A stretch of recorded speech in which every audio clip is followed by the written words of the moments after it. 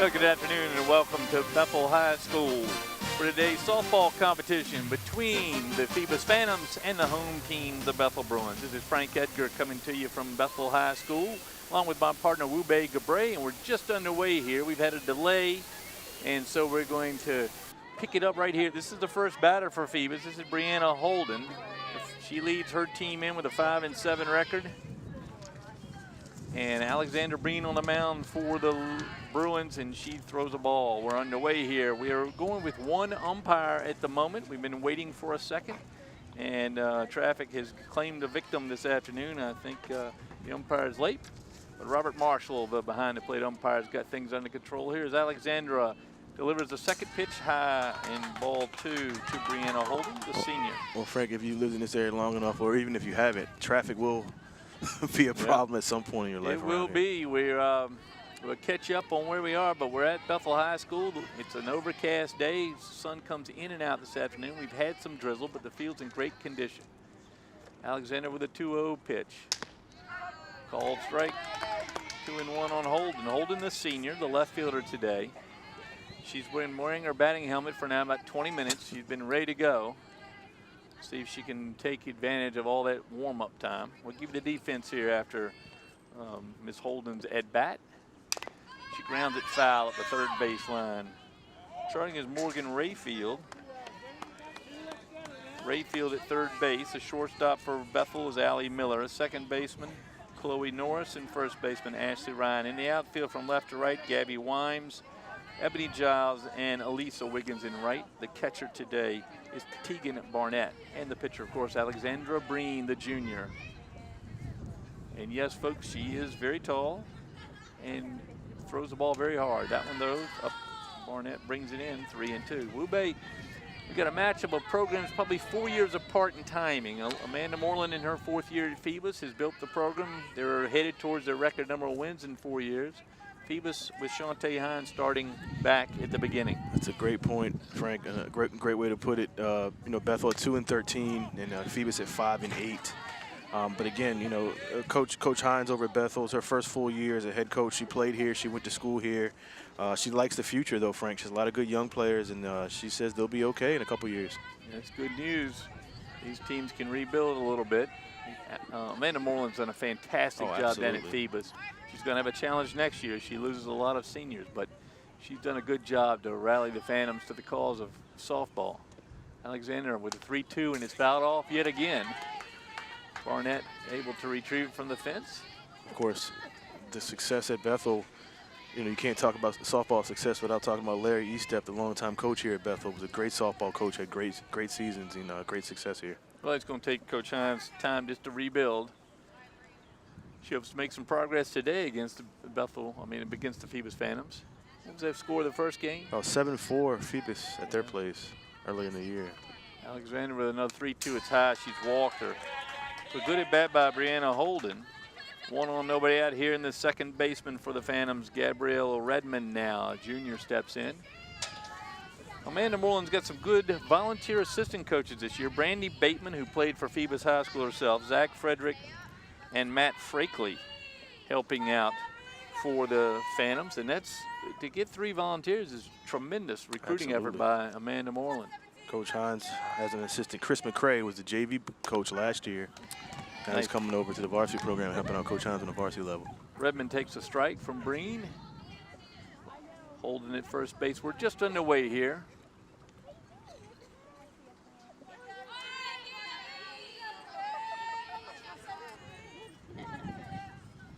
Ground ball slowly picked up by the third baseman.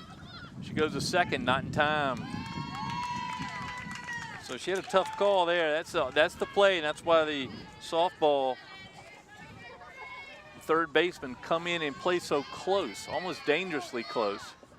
Well, at that time, Rayfield really didn't have any choice. Yeah, Rayfield, the freshman, usually plays first base, but we didn't mention, Frank, Tamir Leatherberry is going to be out today with a concussion, so Coach Hines had to move some players around. Here's a veteran Lauren Schofield, the third baseman for the Phantoms, the senior, who really has been part of that re-emergence of the Phantoms softball program. She takes the ball high. Lauren's played softball all her life, been successful at all levels. Coach's daughter as well. So 2 on, nobody out here. Top of the first at Bethel High School on a breezy early May afternoon. Swing and a miss at the high fastball. We're sitting a little bit cattywampus here, not right behind the plate on the first base side. A beautiful facility here. Nice, yeah. And they're sitting at the world's smallest table, so Wu Bei and I getting very close here. Schofield looking for a base hit. That one's rolled in for a ball. Runner's going to move up as the ball gets away from Barnett. So 60-foot advances by both runners, puts it at second and third, nobody out. Steve Fryer bringing you that center field view. Nathaniel Braxton over on the third base side for us for the camera. Alex Bigoli on the first base side. None of them yet asked to fill in as the umpire. I was waiting for somebody to raise their hand. Pitch is just low. Good pitch from Breen, but couldn't get it to the knee. 3-1. Breen, who you talked about earlier, Frank, is from that Hampton With program that has produced a lot of great players, not only in softball, but baseball as well. Yeah, she's played softball wherever she could. The softball programs have built steadily over the last 15 years. Well, the Northampton program used to be pretty well run as well. Well, it's been a challenge in many ways. Hampton With at one point had all-girl T-ball teams. Yeah. And then combined with Northampton to field softball teams. Now the cleanup hitters, Hayden Sanford, the sophomore, shortstop today. 3 on, nobody out. Breen in a little trouble here. She needs a ground ball. That pitch in for a strike. A little off-speed pitch. So the infield's come in now. Rayfield in at third. Ryan in at first. And second baseman and shortstop, Norris and Miller in. So trying to cut down the run at the plate. Here's the pitch. Ground ball sharply to Rayfield. She comes up, she comes home, and they get the force out. Nice play from the third baseman. Nice play. You have to have quick reactions there. Score that one 5-2 with the first out. Base is still full for the number 5 hitter, Brianna Fowler, the pitcher, who could help herself here off to a good start with a base hit. You saw her look at first base to kind of see if she had that throw, but went straight to home for the force out, which was a great play. Yeah, the play was clearly home, and I think that's a smart throw and a good tag there. Keep her foot on the bases, Barnett. Breen trying to get her way out of trouble here, and she delivers the ball. If you come out and watch some softball in the area, you'll see just how athletically gifted some of these young ladies are. And Alexander Breen, certainly one of them. Always been a tall young lady. Delivers a strike. We see the bases umpire has now joined us. Ross Phillips out there over on the right behind the shortstop. Veteran umpire. Traffic will bite you here on the peninsula like no other place. Anywhere in the area. Swing and a miss. Strike 2. 1-2 now as Breen would sure like to record the strikeout here with the bases still full of phantoms.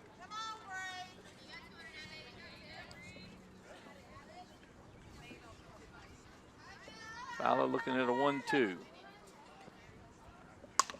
Popped just over the glove of the second baseman. In comes one. Throw's going to come home. Not in time. 2 runs in on a single, really caused by the infield coming in, which is the risk. So it goes as a single. 2 RBIs for Fowler as both Redmond and Schofield score. Schofield right on the heels of Redmond.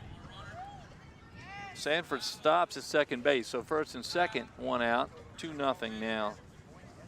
Phoebus. Not much that Norris could do on that. She'd been brought in. Shortstop Miller is going to discuss with Ross Phillips something she saw. Dante Hines going to come out, talk to her catcher. No, she's not going to start with Barnett. She's going to move over and talk to Robert Marshall. So Fowler's they're going to run for Fowler, I believe, over at first base. We catch a number on the back. I believe they're running for. Little meeting now with Coach Hines. See if you can get a number off her. It's going to be number 8, Destiny Redmond. Redmond, yeah. The So junior. you can run, as you can do in baseball now, you can run for the pitchers and catchers. Saw a lot of that in the Kickingham Hampton did. game the other day. Kaylee Guilford at the plate. Guilford, the first baseman, senior. She's got 2 on, 1 out. Shawndane Hines is going to come out again and talk to home plate umpire Robert Marshall. As the conversations continue, and Marshall now going to talk to Phillips. The question, I think, is going to center around whether Schofield left early from second base. As we learned last Friday, you leave early. And maybe they're talking about infield fly. There's a lengthy discussion going on there, as you see, between the 2 umpires. So he got thrown. That umpire just got thrown right into action as soon as he got Sure here. did. But the ball was clearly behind. It was not quite to the outfield, but again, the infield in. It would have been an easy pop-up.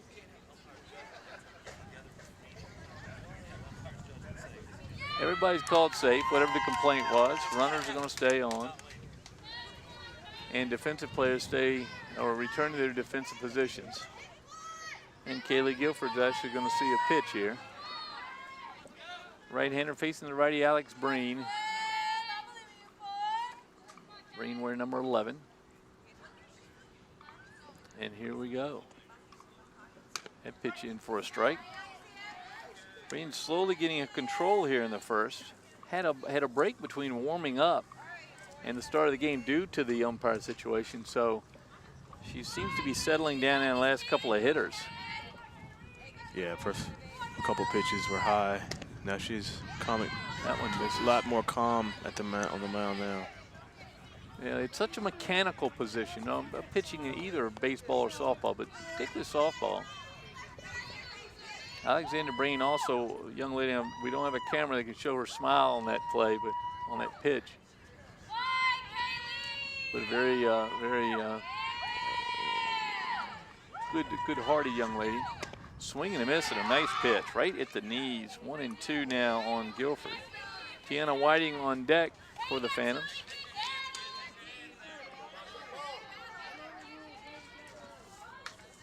A lot of seniors up and down the lineup for the Phantoms. Yes. Holden, Schofield, and Fowler. Excuse me, not Fowler. Now Guilford. Pop Fowler with the right side is going to get out of play. Right fielder Wiggins with no chance on that. You see, Andy Foley's car almost got hit. Yeah. Alex Bagoli on top of that truck there with the camera work. Yeah. No complaint if they get hit on, and especially if that ball hits them on TV, then they'll have no claim at all. Breen with a pitch high, but Guilford won't chase. 2 and 2.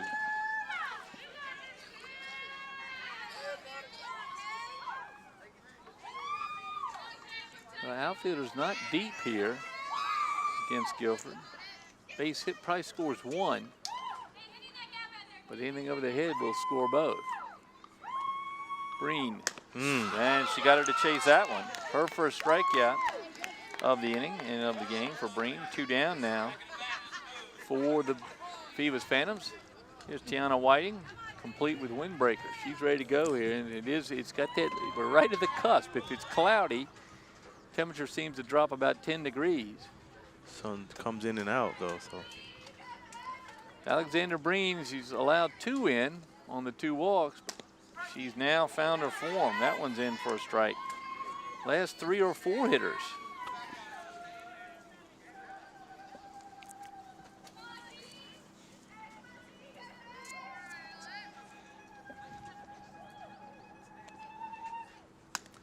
That one's outside, but a good pitch. Breen is now starting to show that control.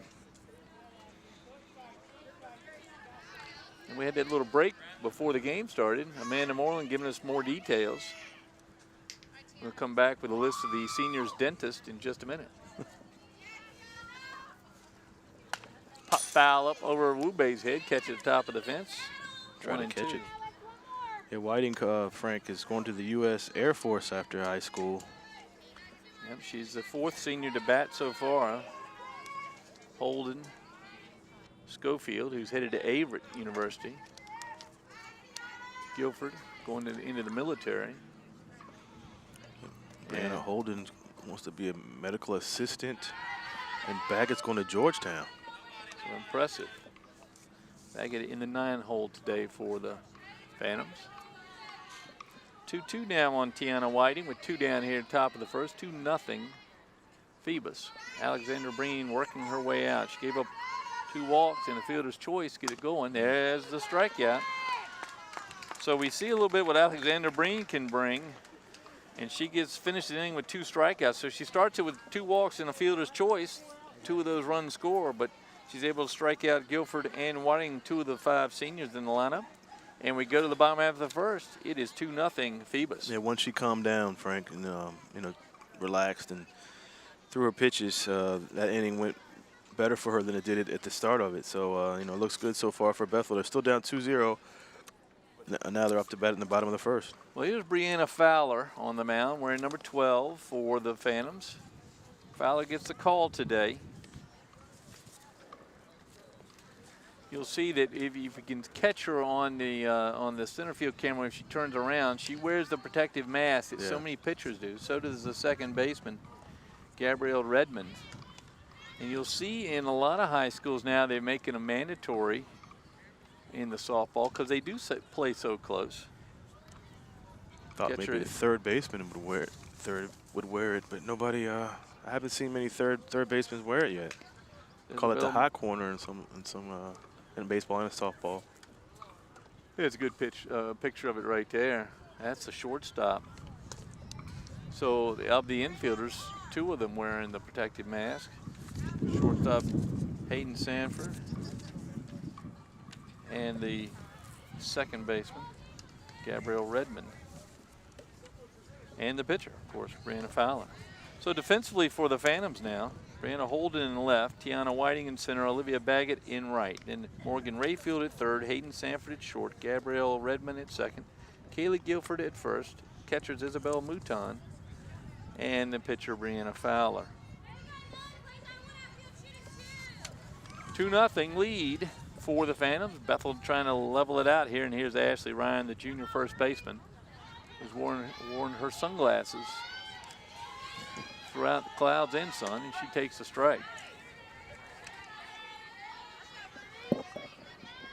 Right-hander on right-hander here. Ryan also pitches, Frank. Plays first base and left field. Swings and misses at the off-speed. 0-2 now on Ryan.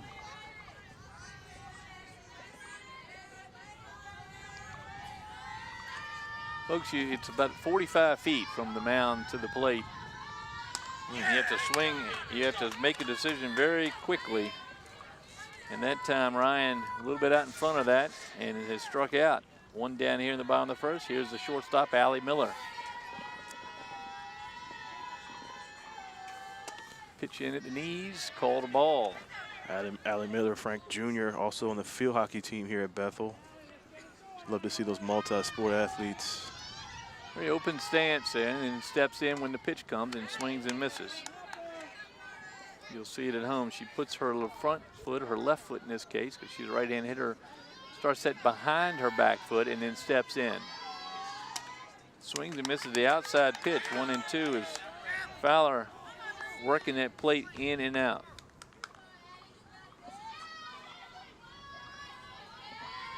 The 1-2. Fouled off. She's got a piece of that right on the handle. As you see, Fowler worked the ball in and out, trying to keep the hitters off speed and off centered. Miller puts her bat on that one. She's going to get another pitch for that effort. Swing and miss. Ball gets away from the catcher. Mouton throws down to first base and throws it to the backup of the second baseman, but so it's a strike, scored a strikeout, but runner gets first base. So a base runner now with 1 down in the first. Ebony Giles, the center fielder, the senior, steps in. I was never a big fan of that call, Frank, when the ball goes by on the backstop and you can advance. They call it a strikeout, but you're still on base. So that one gets away from the catcher, Mouton, and the runner goes to second base. Well, it makes it tough on the catchers. You see it when you watch, say, the Peninsula Pilots, or you watch some of the high school teams. That you have a pitcher that throws a lot of sliders. It makes it really hard on the catcher, especially if they throw that slider as a strikeout pitch. There's a bloop out past the second baseman into center field. The runner holds at second, goes to third, though, on the base hit by Giles. A piece of hitting there by Giles right up the middle. So again, the infielders play tight in, certainly more tight than a baseball infield would do, and that costs them another a pop-up. Now Elisa Wiggins. She smashes at second base. Fielded well out there. She goes right to first base. Run scores. So it's scored a ground out, but an RBI for Wiggins. And Miller scores. She put a bat on that one, Frank. That cuts the lead in half and leaves Giles out at second base with 2 outs here, and the batter is the pitcher, Alexandra Breen. Alexandra, she, like the pitcher last week, may be the tallest individual on the field. Takes a pitch on the inside for strike 1. Yeah, we said with Brooke Bond, Brooke Bond was clearly the tallest on the field. Well, Breen might have her beat in terms of height. So again, she's has always been a tall young lady. Swings and misses. That shows you the timing right there. She's out in front of an off-speed pitch, 0-2 on Breen. Base hit would tie the ball game. We'll see a good pitching contest today. Fowler off speed, and Breen able to put her bat on it.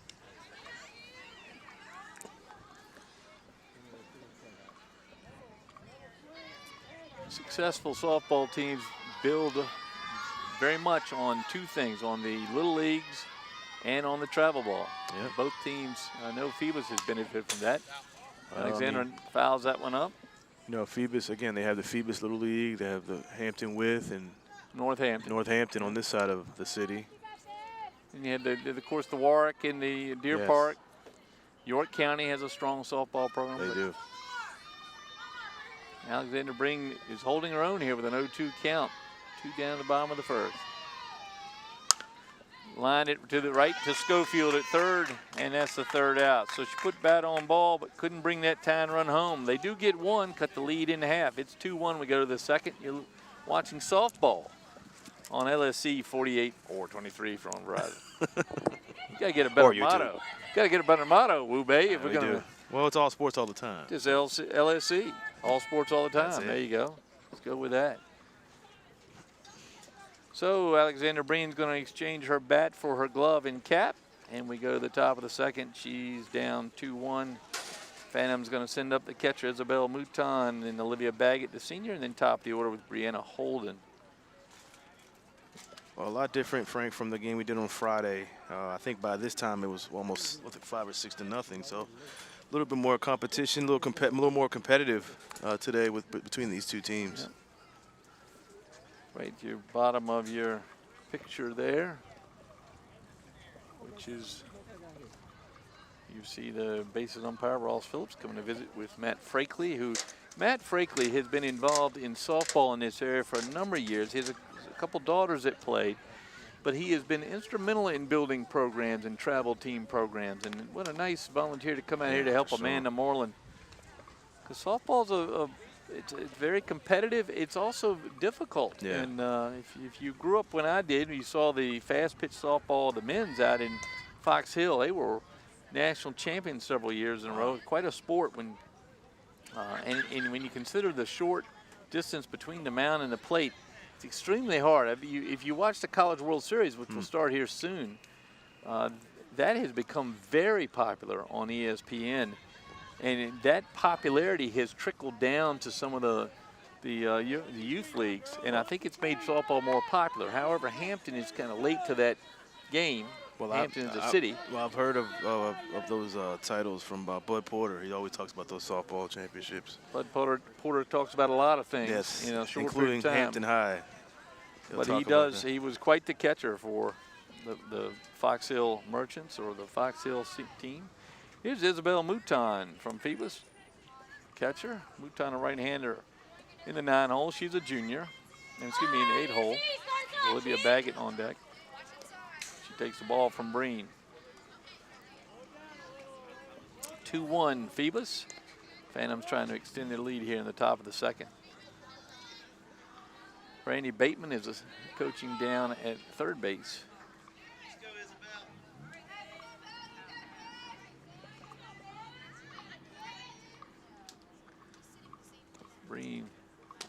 delivers an all-speed strike. You see it's probably hard to pick up on TV, especially from the center field angle, but one of the keys of softball is being able to vary the speeds. Both pitchers have shown their ability to do that. Alexandra comes to the fastball. In for a swing and a miss. 1-2 now on Mouton. Temperature just come up 5 degrees with a little bit of sunlight. We'll take it. Outfielder straight away against Mouton. That one's in. Generous ball. 2-2. You see Alex Breen wanted that strike. I told her. A little sarcastic smile there. Robert Marshall wouldn't criticize. Yeah, she has such a joyous smile when she smiles, but she wanted that pitch. 2-2. She's going to bring it up a hair. She does and fouled off. That would have been a risk for Mouton to take. It was about the same height, but it would have been a risk. There's a good pitch from a picture from behind the plate. And all the volunteers doing the scoreboard there. Here at Bethel. The home of academic excellence. Ground ball foul. Foul Picked ball up by Rayfield, who would have been smart to let it go a little further foul, but she did pick it up in foul territory. Almost picked it up in fair territory. She almost did. See, Rayfield plays about 10 feet in front of third base, so approximately 35 feet away from, or excuse me, about 45 feet away from the plate. She's a good-looking prospect over there at third as a freshman, Frank. Well, you see how important that is. The hot corner, truly, in softball. That one's inside. 3-2 now, Mouton. You know, I said the motto of Bethel, the home of academic excellence. Mr. Ralph Saunders has just made an appearance here at the Bethel High softball tell him field. to get off the field and let's keep this game going. Of course, he shies away from the camera, so we don't have to worry about him getting on. He won't get anywhere near us. It pitches up and away. So Mouton has really worked that walk. Nice at bat by her, and now the senior right fielder Olivia Baggett. And this is what Breen went through in the first inning, Frank. Started out a little slow, a couple batters got on base, and she settled down as the inning went on. But again, 2-1 Phoebus with a pinch runner now. It's actually technically a special runner because a pinch runner would have to stay. You're right.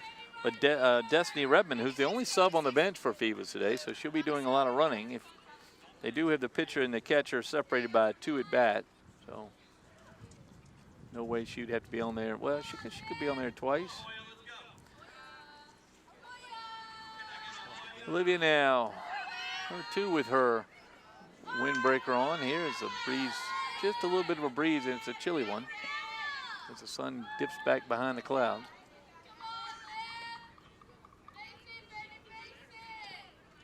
Green picked it up by Rayfield. She's going to go to second. I like Rayfield. And she came off the base. Norris's foot was off the base, and I could see it from here. He called out first. No, but then he saw her. She went up in the air a little bit. So it's a fielder's choice for Baggett, and the runner safe at second. She did hop, and no question she hopped. So 2 on, nobody out. Mental error by the second base. Had her foot right on top of the bag. But she didn't. When that ball hit, her foot was in the air, then the runner's foot hit. So Mouton at second, Baggett at first. Now the leadoff hitter, Brianna Holden, she got on a walk first time up. Again, Rayfield with the composed throw. Pitches high. I mean, just a freshman. I'm so amazed at freshmen, Frank, because I remember when I was a freshman in high school, I was nowhere near the talent. Had nowhere near the talent of some of these young men and women in high school these days. Yeah. Some of them just come up natural players. The pitch called low, ball 2. Breen's not going to be happy with that. She expresses her dislike of the call with a big, broad smile. You get the home plate camera on her on that. I wish you could see that, yeah. She is very expressive. The 2-0. That one called high, 3-0. Well, the plate's in there. She's saying the zone's in there somewhere. Well, the zone at Hampton was a wide strike zone over there. This one very narrow from top to bottom. I think that zone went all the way to Queen Street from that one, but this time it's outside and it's going to be ball 4. 2 walks and a fielder's choice. So just like she started the first, she's loaded the bases with phantoms. And the batter is Gabrielle Redmond. She got the fielder's choice that knocked that knocked the runners around. Out comes Chris McCray to talk to his pitcher. Being a little frustrated with the zone. That fastball knee high has been called a ball. So she's going to have to settle down and try to adjust. Bring it up just a hair. Redmond, then Schofield. We got a murderer's row right here. Redmond, Schofield, and Sanford. Sure, roster just blew away with that breeze. Ross Phillips says, let's break it up and get this game going. We're off to a late start. Let's get moving. No lights here at the softball field. No lights at any field here.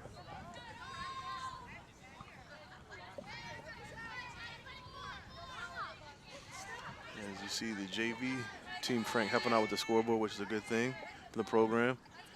Phoebus, no softball team no JV softball team this year, so everybody's on the varsity level. Pitches up ball, 5 balls in a row. Don't see any freshmen. I see 1 sophomore on the roster, Frank, and that's Sanford. So that's going to be Coach Moreland's.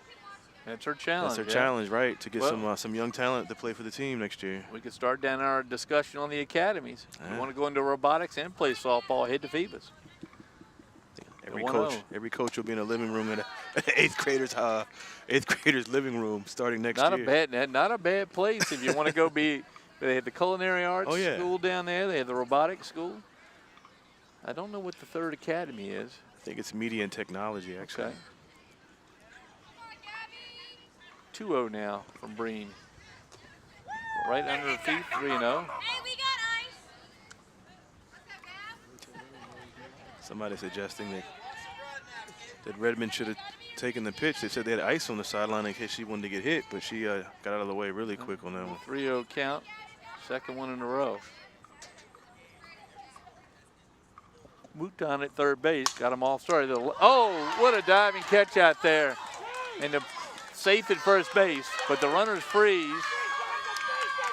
What a play, Frank. And the call is going to be, we get a clarification, the batter's out. Wow, what a play. The batter is out. The play down there by Ashley Ryan was a stellar play. Line drive to her, and she's going to lean back and touch the bag, but not in time. Shantae Hicks says, I got the ball back before she could step on it. So score Redmond out with a line drive to the 1st baseman. The runners hold. No run comes in. What a play, Frank. That is the play of the season right there. Yes. I mean, that saved, what, 3 runs easily. She says she got it on the tag back because she used her glove and tagged back. But she dove for it, and I saw her, climbing to the bag, but I don't. Maybe the runner got there in time. Well, Ross Phillips right on it. I mean, he's going to ask if the home plate umpire had a better view of it. But I mean, that ball was smoked, and Ryan just laid out and went for it and got it. So Lauren Schofield at the plate now. He says he didn't see it. There's no way to see that from our end. He would basically. Marshall had our view. And of course, the teams always gather on any break at all. They need to break it up. But the play of the year for Ashley Ryan, as she makes that diving stop on the hard hit line drive, sharpest hit ball all day. And so only 1 out on the play. Lauren Schofield at the plate. Still bases loaded. And with 1 down here, base hit brings in 2. Schofield smiles. Probably Phoebus, best offensive player at the plate. Well, Schofield, of course, she probably is the best offensive weapon. In the spitting image of her mother, Coach Amanda Moreland, that pitch is high, ball 1. She's off to Averett University in the fall. Sure would like to deliver her mother a big win here today, and she's got a chance with a 1-0 count. Got a 2-1 lead to the Phantoms, and 3 on with 1 out. Here's a pitch up there, bounces away to me. Barnett recovers quickly, 2-0 now. Mouton that's Redmond, who thought about coming home, but changed her mind very quickly and went back to 3rd. No, Mouton at third. Is that Mouton? I'm sorry. Mouton, Baggett at second, Holden at first. Redmond out on the line drive. Schofield now at the plate with a 2-0 count. Has a foul off, 2-1. A good pitch from Breen. Breen settled down nicely. Get special runner for the catcher down there, third base. So the runner not Mouton, excuse me, it's Destiny Redmond. Yeah, he's a Redmond, okay. Redmond. You got a Redmond and a Redmond. R-E-B-M-A-N. Brianna Holden and Brianna Fowler. Yeah. Pop foul out towards first base. That's gonna land. That's that gonna one drop. right in no man's land. And 1 run scores. That time, Ashley Ryan gets caught behind her runner on that far side of the pop-up. It's going to be scored a hit and an RBI for Schofield. Run scores. We got enough timeouts called here.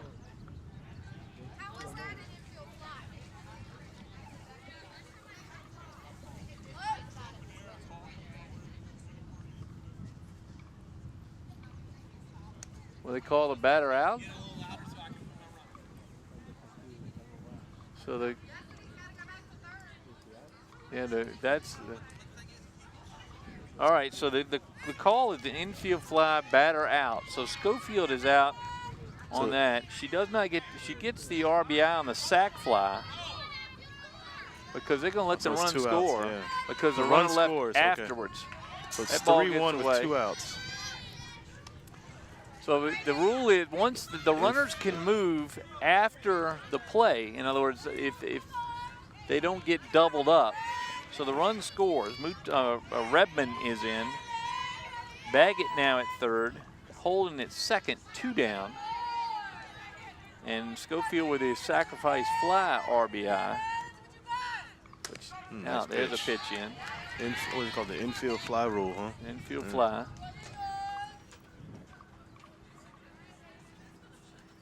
Well, what's interesting is that was an infield fly, but the one that was hit the inning before was not. Right.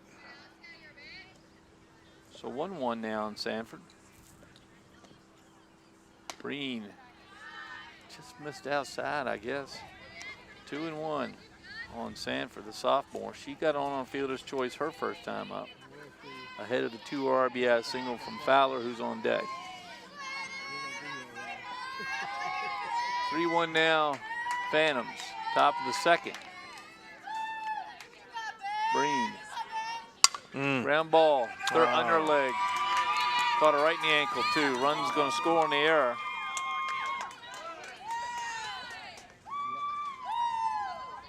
So no RBI, but the run does score. Holden ends up at third. So first and third now. Sanford over at first. And the batter's the pitcher, Brianna Fowler. And Morgan Rayfield got hit right in the ankle. She came up a little too early, and the ball skipped underneath her glove and hit her in the ankle. She's okay. A lot of action so far from her. It's a hot corner down there. 2 runs in now. The first two batters up have scored. Third one, Holden at third base. And the batter is Fowler, the opposing pitcher. 4-1 now. Phantoms, top of the second.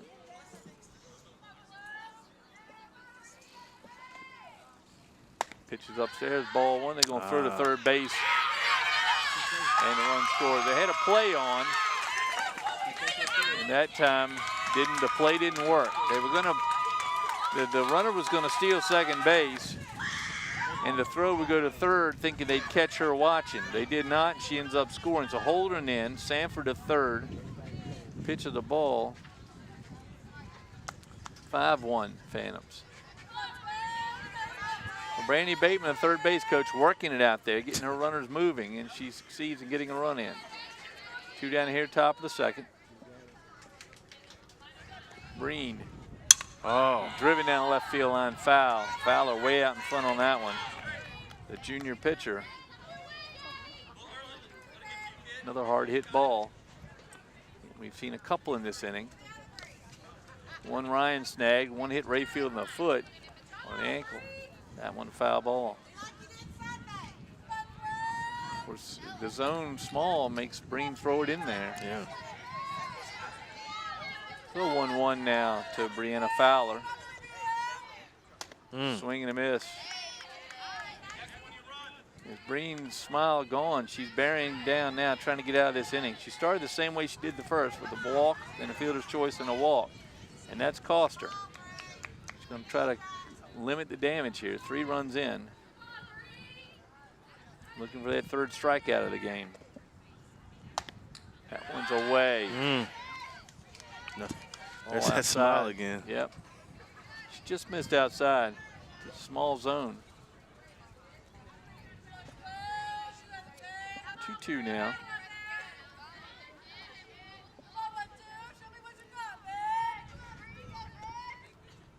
That one's fouled off.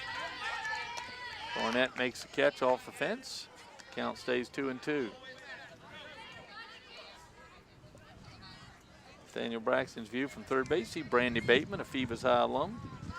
Good to see them come back and help out, Frank. I love it.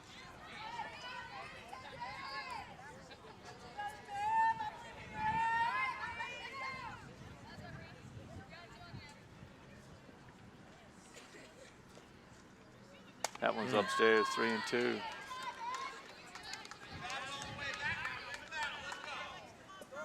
Lots of fans out here now. Good looking crowd. Decent crowd from Phoebus, but a lot of fans from Bethel. The temperature's going down to the 5 degrees. Yeah. That breeze makes it chilly. 3-2. Walker. Cannot get the call. Being very frustrated. That zone in a small shoebox at the moment. Now it's Kaylee Guilford, the senior first baseman. So 2 on, 2 out, 3 in. Alexander Breen in a little trouble, but she got Guilford to strike out in the first inning. That one's right down the middle, strike 1, taken all the way. I think if she went with that pitch here, she'd be all right.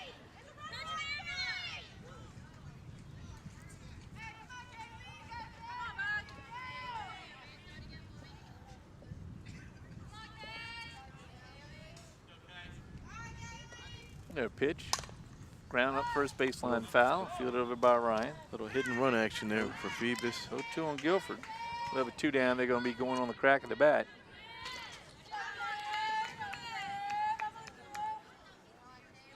Oh-2 pitch, trying to strike out Guilford for the 2nd time is Alexander Breen.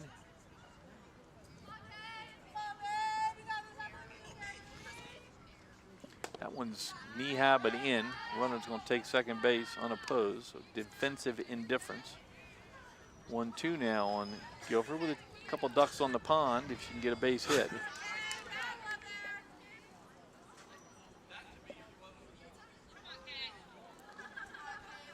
Microphone seemed to pick up every conversation in the Yeah, stand. I'm hearing everything.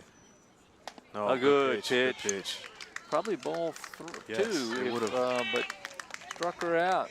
So that does it here, but the Phantoms send 8 to the plate. They get 3, they leave 3 or 2.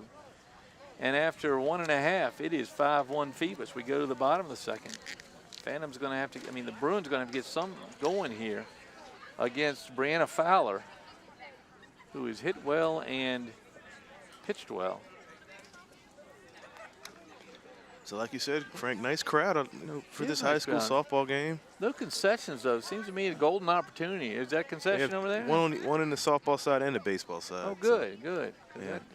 Baseball, This game. I'm a little mad, though, because the baseball side has hamburgers and hot dogs, Frank. Yeah, we could slip over and get a hamburger. That sounds like a Title IX violation to me. That's they've got to have fair. They've got good snacks over here, though. Need that equal opportunity food for the Well, I fans. think it's just a different organization, I guess. If baseball families or moms are on the grill and they don't have anybody on this side, they can do it. So Fowler back on the mound. She pitched very well in the first, got a strikeout. But nonetheless, 5-1 Phoebus, Frank. Let's see if Bethel can get some more runs on the board. Phantom pitcher had 2 strikeouts. One was a drop third strike, so the runner got on, and that run actually came around and scored. And a little controversy in that last inning with that fly rule, infield fly rule. Who knows if Phoebus would have had another out, maybe they could have punched another one in. And the tricky part here is that the ball, both of those pops have not gotten off the dirt. Right, right. And the question is, You know, it's hard to interpret when you have a field in a situation like that, because it can be called when the infielder can easily make a play on it. That time when in the first one, Chloe Norris, the second base, was playing in. I'm not sure if she could have gotten it because of where she started. All right, Tegan Barnett, the catcher, to lead off for Bethel, followed by the designated hitter Jasmine Caldwell, and then Morgan Rayfield here in the second. The Bruins trail it 5-1. Brianna Fowler, the junior pitcher, she delivers a strike. Don't even have to wait for the call, Wu Bei. It's obvious when that pitch is in right there. In the middle, and right Fowler has been consistent. Yes. Fouled off. Good swing by Barnett. Couldn't catch it up to it.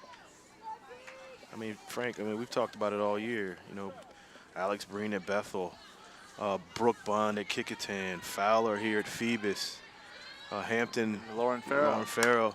Oh. Off-speed pitch fouled off over towards Andy's car. And Andy's car is safe at the moment. Yeah. Andy down there, he had a State Farm on speed dial. I don't know what's going on. 0-2 still on Barnett. Oh. Line down third base. Schofield snags it, but it's foul.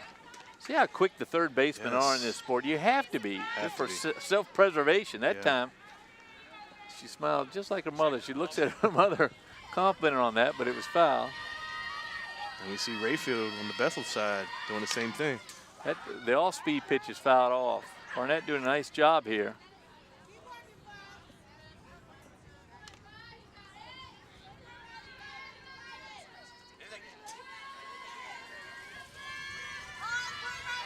Neither team headed towards the playoffs this year, Wu Bei, so they just want to play for each other here. Some bouncing from the second baseman. Quick throw to first. Safe. Infield hit as Redmond made a nice attempt but couldn't come up with it. Good piece of hitting by yeah, but 55, that's a Barnett. Barnett, yeah. Tegan Barnett. Yep. Jasmine Caldwell, the designated player is how she's mentioned. And we got a little explanation about that earlier, right? Yep, we call them designated hitters in baseball. Designated player today. Pinch runner. Chloe Norris is the second baseman in the field, but Kenya Price is going to run for Barnett on first base. So the special runner over there for the opposing catcher, Barnett.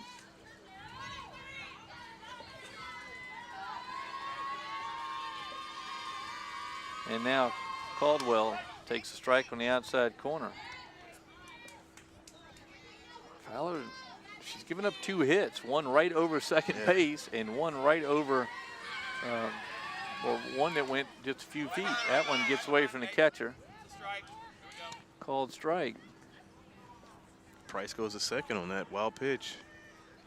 Well, it's kind of hard to call it a wild pitch on a strike. Yeah, so I guess you're right. I'm going to call that we call it a wild, pass ball. Yeah. Whatever. I thought she could have smothered that one. Foul straight back. You can see why Caldwell's in there, get around on that pitch. Yeah. But nobody out here in the second. Bruins with the runner at second base and Jasmine Caldwell at the plate. Widespread stance. The pitch up and away gets out of the glove of Mouton. Not much she could do with that one. 1-2 now on Caldwell. The runner advances to third base. So infielders, 2 of the 4 wearing the mask, 1 wearing the sunglasses. Protective, I'm sure, on Schofield. 1-2 now. Swing and a miss. Ball bounces off, gets away from the catcher.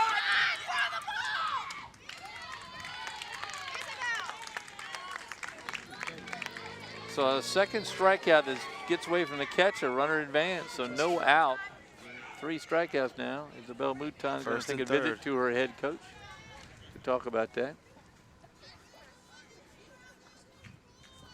And the batter is Morgan Rayfield, the defensive-minded third baseman, the freshman. She's manned her position well today.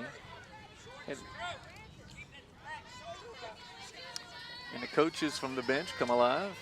And I'm talking about the benches out watching the game, not inside. Well, they're always right. Everybody's got an opinion. That's right. 2 on, nobody out. She squares the bunt, and she tries to bunt. Another pass ball. They call it a foul, strike 1. So the runner's going to go back. If that's a foul ball, the runner's got to go back. You know, when you talk about the coaches on the sideline, Frank, they're always, Well, somebody's always wrong. The bases umpire called it a foul ball. Another the one. base umpire called it a ball. Oh.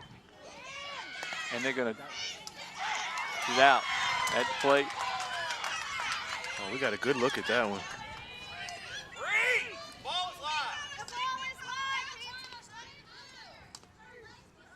The discussion, lots of discussion going on after that first pitch. That first pitch looked to me to be tipped by the end of Rayfield's bat. It went back. The bases umpire called it a dead ball. And then the second pitch came in. It gets away. It's ball 2 on Rayfield, and the runner scores. With the other Bruin runner, does not score. Called out at the plate on a kind of a late call. Scored 5-2 with the first out, and Caldwell at second base. So a little bit of confusion there between just 2 pitches. So 2-0 count on Rayfield. That one's inside. 3-0. Fowler confused as well, and she had called time at the plate, though her head coach didn't know that. So it's 3-0 now on Rayfield. That one's inside, so she's walked her on 4 pitches, 4 strange pitches. So no run scores, and the batter is Gabby Wimes, a left fielder. You're right, Wube pointing out that the initial call looked to be safe, but then changed when the umpire, Robert Marshall, looking right on top of the plate, saw that the foot had not hit. There's an attempted bunt and miss. Strike 1 on Wimes. But the interesting thing was that Ross Phillips called dead ball in that first pitch. The runner should have gone back to first base. Nobody seemed to catch that but you and me. Yeah, we caught it. Pitch in, fouled off. 0-2 quickly on Wimes with Chloe Norris on deck. Excuse me, not Chloe. The leadoff hitter, Ashley Ryan, on deck. Mouton getting some instruction from Matt Frakely, the assistant coach at Phoebus. And it's an 0-2 count. 1 down here in the second. Bruins trying to narrow it. Big ground ball right up the middle. Second baseman Redmond makes the play, and they call it out at first. Runners move up 60 feet. Score 4-3, and we go to the top of the order. 2 outs here, though. There's Ryan. Here's Ashley Ryan, the defensive star so far. They great play on first base. She with her hat on backwards, her white ribbon coming out of the back, sunglasses on, long T-shirt, which is a smart play today because the breeze makes it chilly.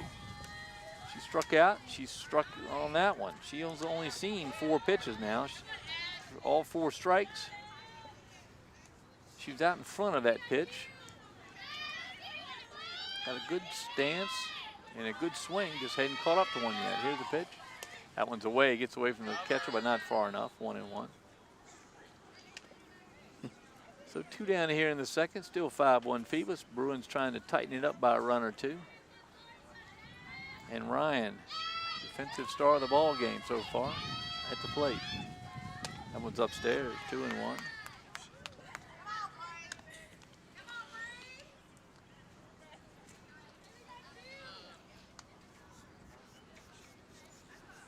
Home plate umpire is going to clean off the dish.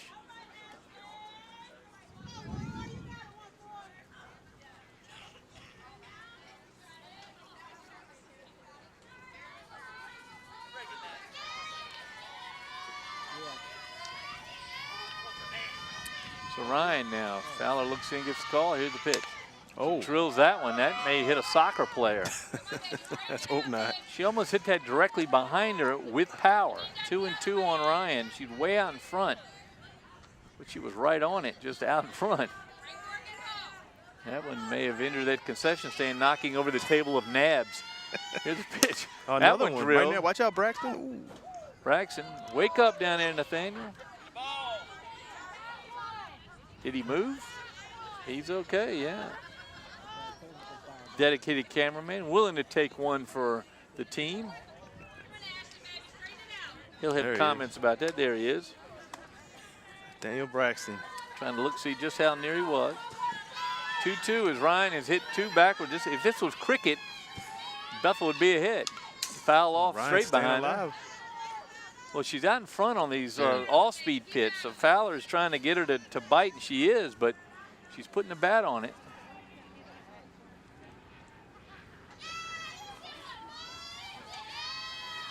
Two still. All-speed drill right at almost right in the van. Whoa, Braxton. That time he did get hit. I think Braxton's wondering why Randy Begoli, who's down there talking with Steve Fryer, isn't out there with a glove to protect him. Andy Foley's going to have to get his glove and hand that out. Oh, man, that was close. The veteran cameraman says no problem. The 2-2, Fowler. Upstairs, 3-2. Runners do not advance. Probably could have scored, but that would have been tough as Mouton had to chase it around the backstop. 3-2. The softball coming back in the game. That was the one that hit Braxton's camera. Did he sign it? I thought I saw him pull out a Sharpie. I think that's what took us so long to come back.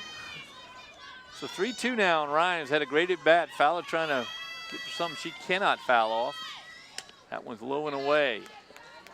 And walked by my book. Yeah. Bases loaded for Allie Miller now, Frank. There's Allie Miller, who struck out but got on a drop third strike. The junior shortstop scored in the first inning. She's scored the only run so far. She could bring in a couple here with a base hit. Game moving along at a long pace. Yeah. But a lot of runners for both teams. Just not a lot of runs. 5-1. Yeah, definitely moving along pretty slow. Here's the pitch. Bloop into Fowler's hands, and she makes the catch. That ends the inning.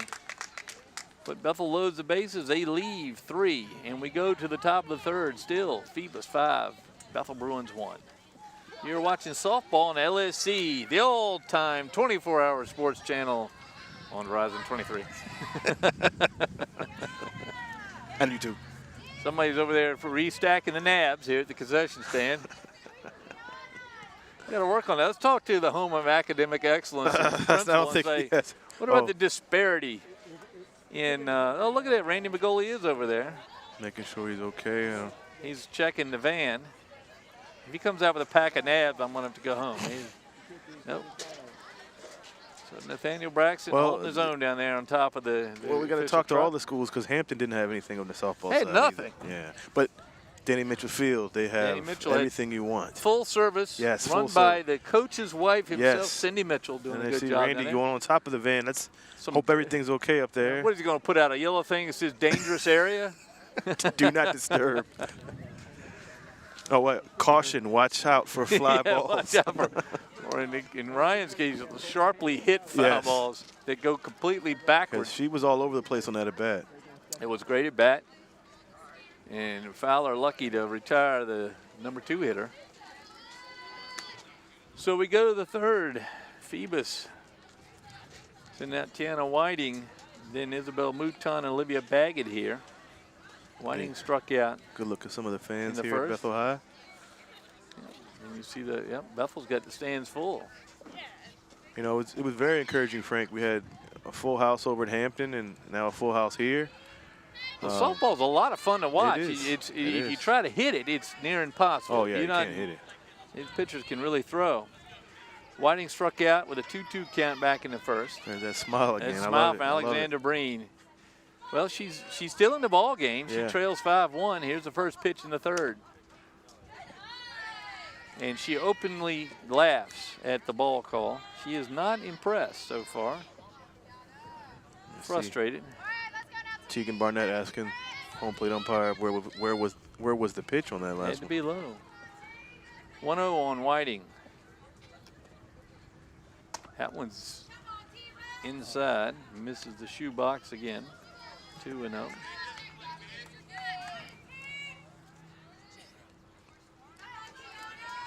Clouds have come back over. Yeah. Got about 15 minutes of sun, and that was about it. The 2-0. Grounded to third. Up with it, of course, is Rayfield. Throw over to impressive, Frank. well, Freshman. the corners here, at the corners at Bethel, well manned. Yes. The freshman third baseman Man.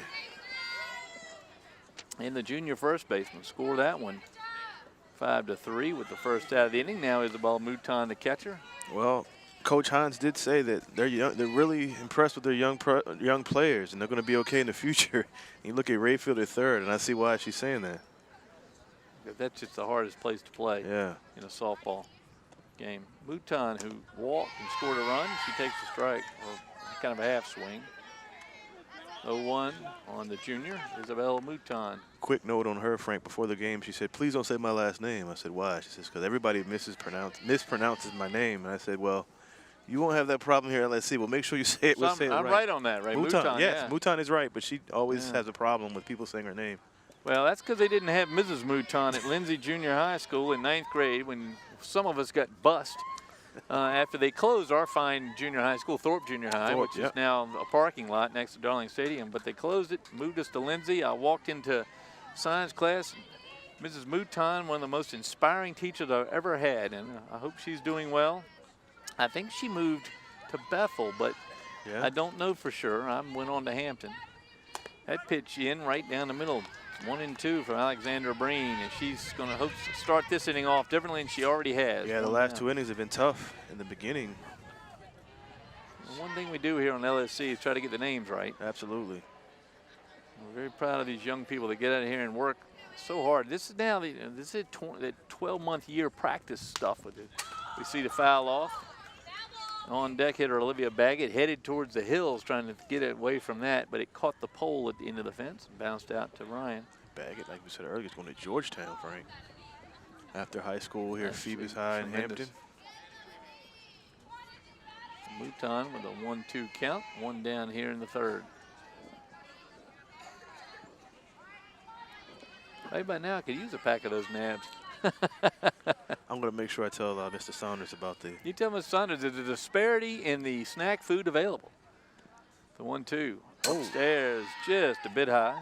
2-2.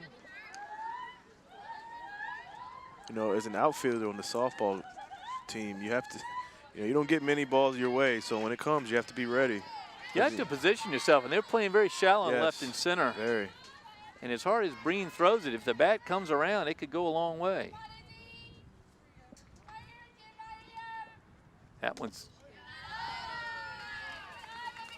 Alexandra can't get that pitch called a strike, save her life, and she is not happy. That's her out pitch, and she's thrown it 5 or 6 times now and cannot get it called a strike. There's Mouton giving it a smile as the opposing catcher. She knows how close that was.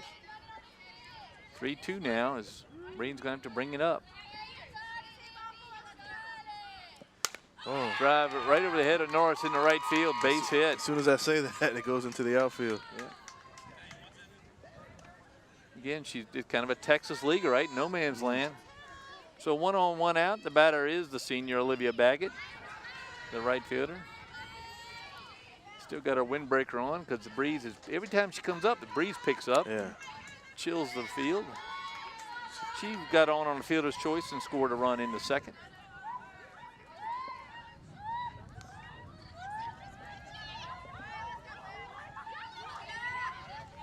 That one's in. That's all-speed pitch. And you see the impact of the all-speed pitch. Yeah. It looks like it's going to come out of her hand as a fastball, but instead it just floats in, and the batter has to decide early, and that time swings through the pitch. Alexander still with a big smile on her face. Here's a pitch. Pop foul. Right near us. You're checking your head there. Be sure it didn't knock your headset off. Thank goodness we have chain link. But it comes right at it. We've got soccer signs back there entertaining their pitcher. Thank goodness Alexander Breen has concentration, because you see the young ladies in the background. And they've thrown her off. Pitch gets away. The runner goes 60 feet to second base. I don't know the purpose. Well, there was senior day over on the soccer field, so they must have snagged some posters and brought them down here. So the 1-2 count here with one down in the third. Breen. And you can see, almost see her view of her classmates. At the inverse, ground ball to short. Up quickly is Miller. Nice Makes a throw. The throw over to third base very nearly gets a runner who probably underestimated that combination. So bag it out at first on the nice play by Allie Miller. But Mouton gets to third, barely. And now Brianna Holden, the leadoff hitter, she's walked twice, scored once.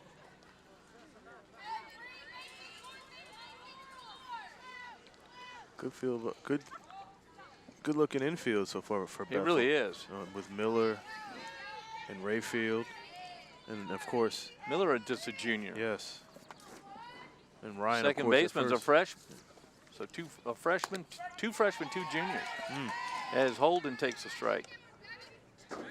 Again, you know, when coaches talk and they say, "Oh, we're looking good in the future," but we're seeing it here with Rayfield, Norris, and Ryan. The and whole Miller. infield. Yeah. Yeah, two juniors, two freshmen. Fouled off. 0-2 quickly on Holden. Coach is in the stand, very vocal today. Oh yeah. How that ball should be hit. You know, you should send him up there to stand in front of Alexander Breen and try to hit that fastball.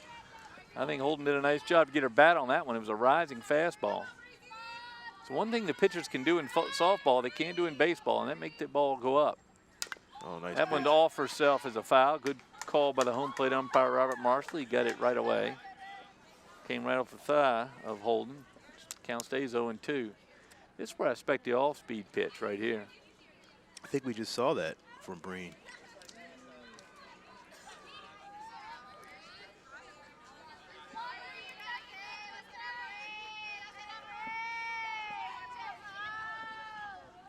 Yo, 2. Oh. Was inside. Got her in the foot. And she tried to leap over the pitch. Hit her. So hit by pitch. Puts 2 on at the corners. And now Gabrielle Redmond. Redmond on in the first on a fielder's choice. Scored a run. And then lined down to Ashley Ryan in the second. Ryan stabbed it. Laying on the ground. Made the out. So she's 0 for 2 but scored a run. Looking for a base hit here to try to knock in that 6th run for the Phantoms.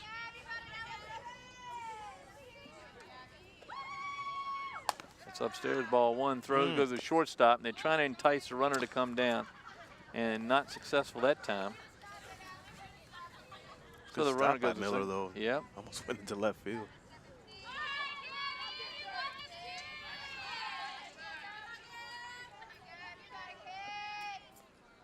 So the 1-0 to the junior second baseman. Pop up in the left field. Gabby Wimes over to her left. It's going to be the center fielder, and she hangs on. That's Ebony Giles. They collide. Oh, man. But Giles hangs on to the third out. Very lucky it's the third out, and very lucky they don't appear to be too hurt. Well, Giles is still down. Weems is okay, but Giles is still recovering. And a little lack of communication out there in the outfield. Everybody takes a knee, but that's the third out. Wimes is going to come off. I saw it coming, Frank. I was wondering if they were calling. They were calling it off. I mean, nobody called it. They both went for it, and I mean, she still made the catch, but let's just hope that she's okay. Weems ran off. Well, the batter's out. So they're on the field. They need to just come off and let the umpire, and they're dealing with it now. They're going to call for the trainer for Giles. Man. And I think Giles may have gotten the worst of it because she had her arm outstretched. When Wimes came kind of right into her.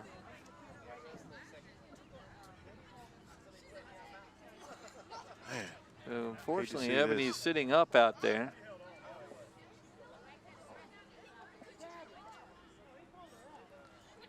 That's going to do it for the inning as the Bethel infield comes to home plate to kneel, but They're going to get Giles up. She's going to get a nice hand from the crowd. Tough collision out there, and she's going to walk off. Hopefully, she seems okay. Maybe a little gimpy on the right leg. Now comes the trainer.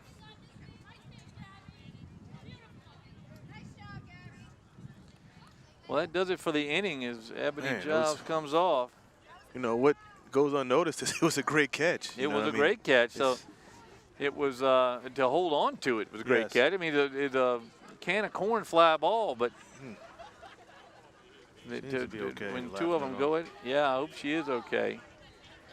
So that we go to the bottom half of the inning, and Giles is supposed to be the leadoff hitter. So let's see if she's okay to continue.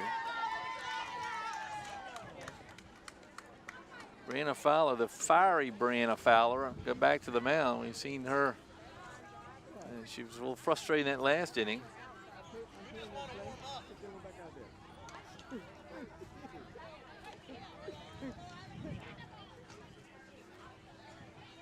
So here we go.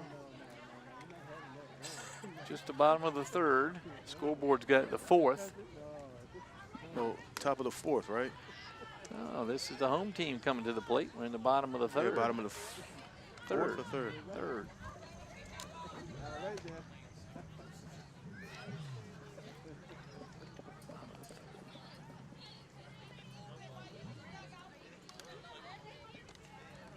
Fowler out there.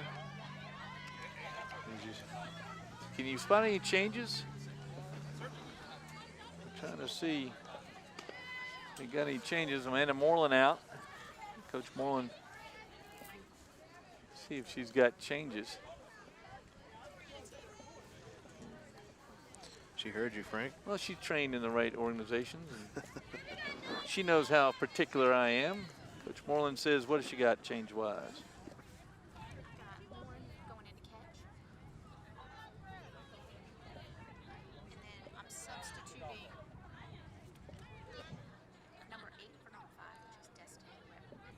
All right. So Destiny Redmond in the 8th hole for the Phantoms. She'll be playing third base as Lauren Schofield comes in to catch. So just one change for the Phoebus Phantoms, and of course that's all the subs they have today, as Leanne Bryant is out hurt. So we'll see who's going to hit for Giles here in the bottom of the third. Bethel needs her, but certainly not if she's injured. Yeah. She seemed to be okay. She got close to the bench, but she certainly had a collision. Wimes came right into her. And the two of them collide. Let's see how they are as Shantae Hines out trying to get straight who her lineup's going to be. And Schofield, Frank, is going behind the plate, switching over to catcher for third base. She hears her name. Lauren Schofield, senior, veteran. That's the advantage of being so close to the field here. I love Darling. I love football on Friday nights, but we're so far. You know, if we get any closer, we're going to wear one of those little masks because we're right on top of it. You know, let me say one thing, Frank. I know I said it on the podcast, but you know, one of our players from Phoebus came up to me and just wanted to thank us and appreciate us for what we do for these young kids on the LSC, and we appreciate all the viewership and all the responses. We sure do. That young man we've called many times on the football field. As we watch Kaylee Creech, who is filled in here. She is substituted in for Ebony Giles Creech, number 12. She's a sophomore. We'll see where she goes defensively, but right now she's going to hit, and she bounces one off the plate. Fowler picks it up, underhands it over to first base to Guilford, and that retires Creech. Scored 1-3 with the first out here in the third. Now Elisa Wiggins.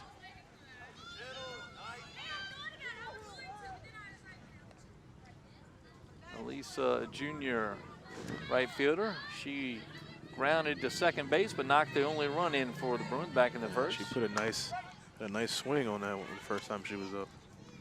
And Brianna Fowler is what we call no joke out there. She continues to pound the zone with pitches. That one's all speed pitch. We've been fortunate to see some good pitching so far this year in softball. Have been. Only a junior. She'll be back next year, which will be a young Phoebus squad next year. Yep. 0-2. Oh, man. A fly ball to center field. That might be out of here. Right Oh, defense. good catch. Made good catch out there by Tiana Whiting. She brings in a long drive. Farthest hit ball we've seen Yes, that was in a the good ball hit. game. Good swing. So 2 down now, and the opposing pitcher, Alexandra Breen, at the plate. As the hecklers are back behind the plate. Breen. Obviously friends of Breen. Oh, Poppy then they foul over almost there. He almost hit the hecklers, yeah. 0-1 on Breen. Yeah, Breen brings her own fan club. Yeah, got her own fan club out there. She gave them a souvenir with that last pitch. Here's the next one. She lays off what has been called a ball all day.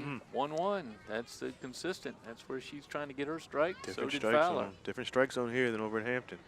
Yeah, 1-1 now. Oh. Swing the miss of the all speed and the ups there. That's 1 and 2. She granted popped a third her first time up. 1-2 on Breen. She looks down to Coach Hines, get a few pointers, and steps back in. Fowler. That one's low. 2 and 2. Third baseman now is Redmond.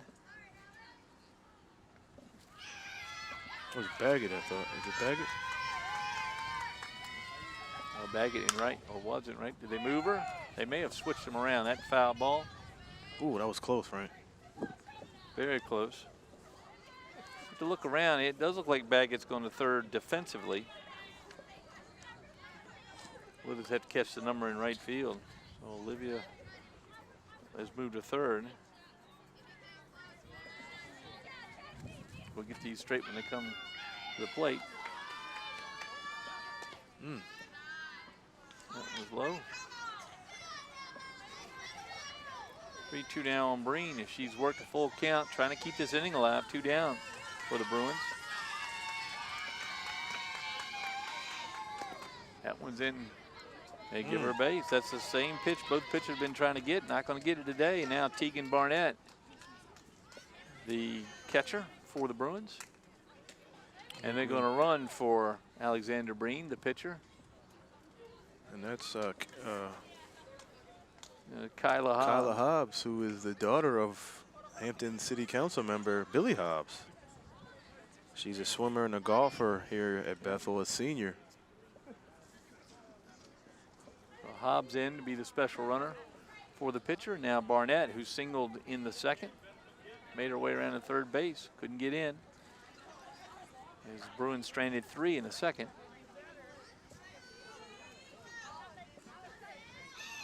Grounded foul. Barnett, the senior catcher, also plays third base.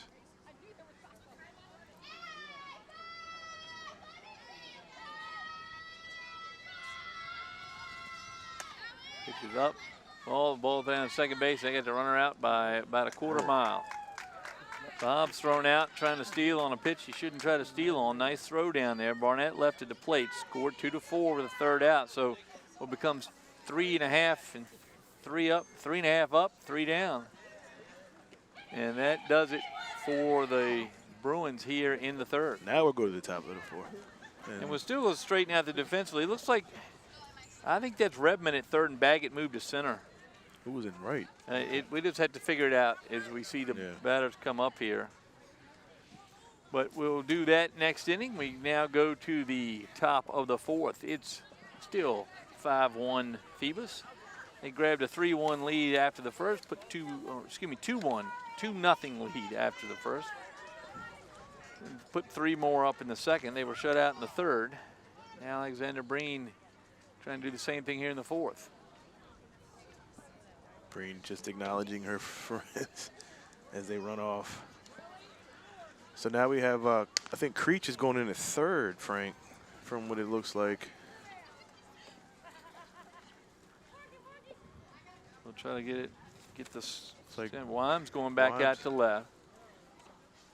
And it's going to be our third base, Rayfield, out there. She's going out to center, yeah. Rayfield goes to center field, and Creech goes to third base. So just to switch the defensive positions for the sub. Otherwise the same. Phantom's going to send up their 3, 4, and 5 hitter Lauren Schofield at the plate, followed by Hayden Sanford and Brianna Fowler. The senior has singled, knocked a run in. Actually, excuse me, it wasn't a single, it was a sac fly. It was called an infield fly. So she knocks the run in with the infield fly in the second, and then she walked, scored in the first. An RBI and a walk, she's 0 for 1. And her team leads at 5-1. Good shot of Lauren Schofield. And notice Bethel doesn't. No Bethel infielder has the infield mask. No. Guess it's all optional. But. So I mean Ryan wearing her sunglasses, and she wears a mouth guard. If you notice. I noticed that. Pitch is up. Ball 1 on Schofield.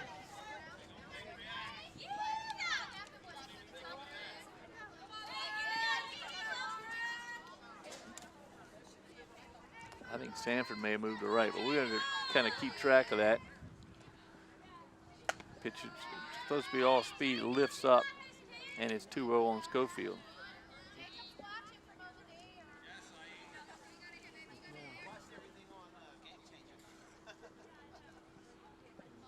We have a stadium mic. It's getting every bit of gossip from the fans here. The 2-0. Broken bat, but it's aluminum. Pop foul. Allie Miller. Short, and Miller. And a little confusion with the new third baseman, Creech. But Miller is able to reach up. Oh, I thought Creech was going to go get it, and she backed away, and Miller. And again, communication we've seen twice now. Now this is Hayden Sanford. Sanford, shortstop. She's got on a fielder's choice, got on an error, so she's 0 for 2, but she's been on base twice. Breen with 1 out here in the 4th. Good pitch there, a good look at the pitch, and watch this one come in. It's in for a ball inside. I just love the facial expressions of Breen. She's just good-natured. Can't let a 2-13 record ruin her. She just comes out and plays every day and does the best she can, and that's all you can ask, especially when you're rebuilding. That's right. Nice frame by the catcher, Barnett, to begin the first strike. 1-1 now. And you made a good point, Frank. These programs are, what, 4 years apart? It's about, in terms of progress. And give Coach Himes 4 years, and I think she'll have them back. Again, we talked about how young the infield was. I mean, all juniors and junior, sophomore, and 2 freshmen. Well, Creech is a sophomore, yeah. Foul ball just hopped over the bag, but just foul. Good, we've good seen shot we had. A couple right down that line on that third base line. 1-2 on Sanford, the sophomore.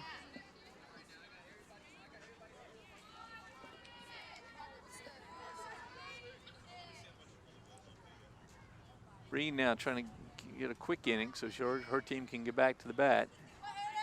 Was low, gets away, 2-2.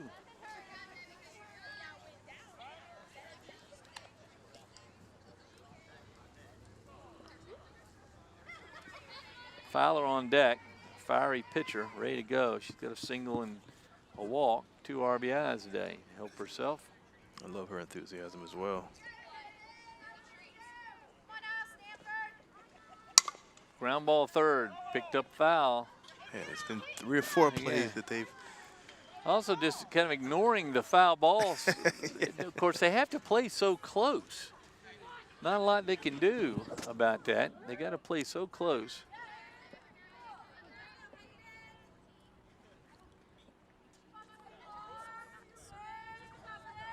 So 2-2 now on Sanford. Popped into the left center field. Over goes Rayfield. She makes the play. Why not? She made the play at third base. Now she makes the play in the outfield. 2 down here. There's that freshman again, Frank. Here's Destiny Switch Redmond. positions. Now this is Brianna Fowler. Oh, we had her for a special runner. That's why she's in the book. And there, she's now in the 8-hole. You know, one thing people don't talk about, Frank, is on the high school level, you play different positions. You know, when you're in college and pro, you play one position. So For Rayfield to go from third to center and make a play, I mean, it's not as easy as it looks. She's clearly the athlete. Yes. One of the couple athletes out there. She's played in a variety of places. Fowler, Civ 1 for 1 with 2 RBIs, and she takes the ball low. 2 good shots to center. Well, Fowler just a junior, and she's showing you a little bit about her ability. Alexander Breen getting the sign from her catcher Tegan Barnett. Puts her hands on the ball, and here she goes. That one's fouled off. Rising fastball, 1-1. Top of the 4th here at Bethel High School on a brisk May afternoon here, May 8th, 2018. Contrary to last year, Frank, we weren't able to get any games in during the spring season because of rain. So we fortunate to get these 2 softballs and 1 baseball game in so far on LSC. Here's a 1-1. Upstairs, 2-1. Kaylee Guilford on deck.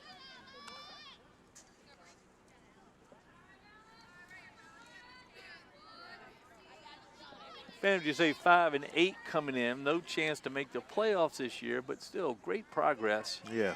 Over the past few years under the head coach, Amanda Moreland. I asked Coach if there was any chance, and she said not in that tough 3A division when you have the likes of Tab and Grafton and Lafayette and teams like that in that 3A division. You can't be 5 and 8 and make a playoff run. But like you said, you know, the progress that they've made over the last few years has been amazing. And, you know, head coach Amanda Moreland should be very proud of this squad.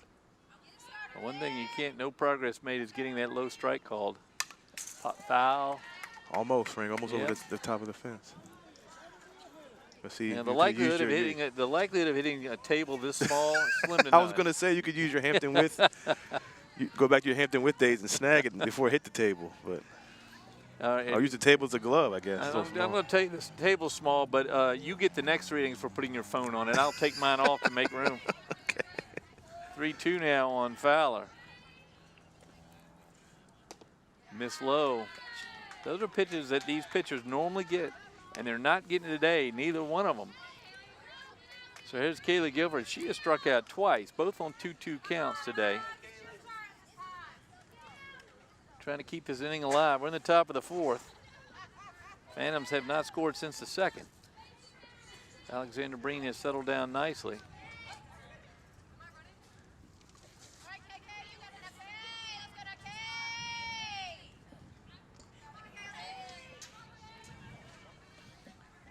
Pitches in for a strike. I don't know who thinks a table this big is big. What do you think, Wube? No way that anybody in their possible right mind could think this is a large table. Well, no way. No way. No way. 0-1 now on Guilford. She fouls it off. That's a great pitch right there, because that one would have been called the strike. Breen is bringing it up just a little bit, trying to catch the bottom of the zone, and she did it that time. Got it fouled.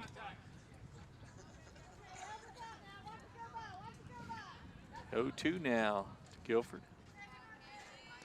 That reminds me of this joke we had when we were younger. Your house is so small, you have to eat a large pizza outside. So this is, whoa, almost. That's fouled off sharply. That's the on-deck hitter, Tiana Whiting.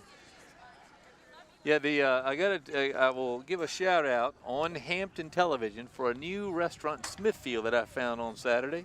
Sal's Pizza is opened over there in that shopping center on 10 before you bear off right to go to downtown. Yeah. We got 2 larges, the 2 extra large, 24-inch pizzas. I had to put them in the trailer to get them back. Fouled off again. But I got to say, they got a few good restaurants over there. And it had them double cut, and to put them on a paper plate, you had to flip the end onto the plate. That's when you know you have a pizza. Let me tell you, and I know there's some Sal's Pizzas over here, but if you're over on the south side, catch a Sal's Pizza. That was quite a meal. So an 0-2 still. Upstairs, throw is not down at second base because nobody was covering. Well, and it's made late, and the runner makes it to second base, but it's a 1-2 count on Guilford. Another communication there between Norris and Miller, as both of them ran to second base. Yeah, they're not communicating across the bag there. You see some major leaguers hold the play up and open their mouth or close their mouth to show which one's going to cover. 1-2 though, as Breen's trying to bear down here on the batter. She's got 2 outs here in the 4th. Ground ball right back to Breen. Fields it cleanly, throws it to first base, and retires the side. So nice playing and pitching by Alexandra Breen brings her team to the bottom of the 4th. They trail it 5-1. And we watch this. Yeah, it's Destiny Redmond going to right field. So that answers that question. Destiny is going to right. So she's not at third base. She's in right, and Baggett is at third base. Yeah. So that solves the mystery. She took the windbreaker off, so now we can see her number. So that is Baggett, yes. It's gonna freeze out if the sun doesn't pop out here in a minute. Kind of April weather in May is what we're seeing this year. The weather's been up and down the whole mostly time. Down. Yeah, mostly down. But we are lucky we got some heavy rain the other morning. Sunday morning. It was a lot of rain here in Hampton. Little drizzle and overcast today. The Virginia Beach really got it Sunday morning. They were washed out at Ocean View. But now, hopefully this week, a little cloudy. Sun out full on Friday. And you'll have another round of games Friday. LSC going to cover anything Friday? No. It's funny you ask. You know, Minchville's playing Hampton right now as we speak. Today. You got a score there? You're following them on Twitter? 2 of the top teams on the boys' side of things. So Brianna Fowler back out. She's pitching a 1-run game here. And she's going to face the Bethel lineup as they start through the middle part and towards the end. Tegan Barnett, Jasmine Caldwell, Morgan Rayfield for the Bethel Bruins. The opposing catcher steps in. She has a single, an infield hit.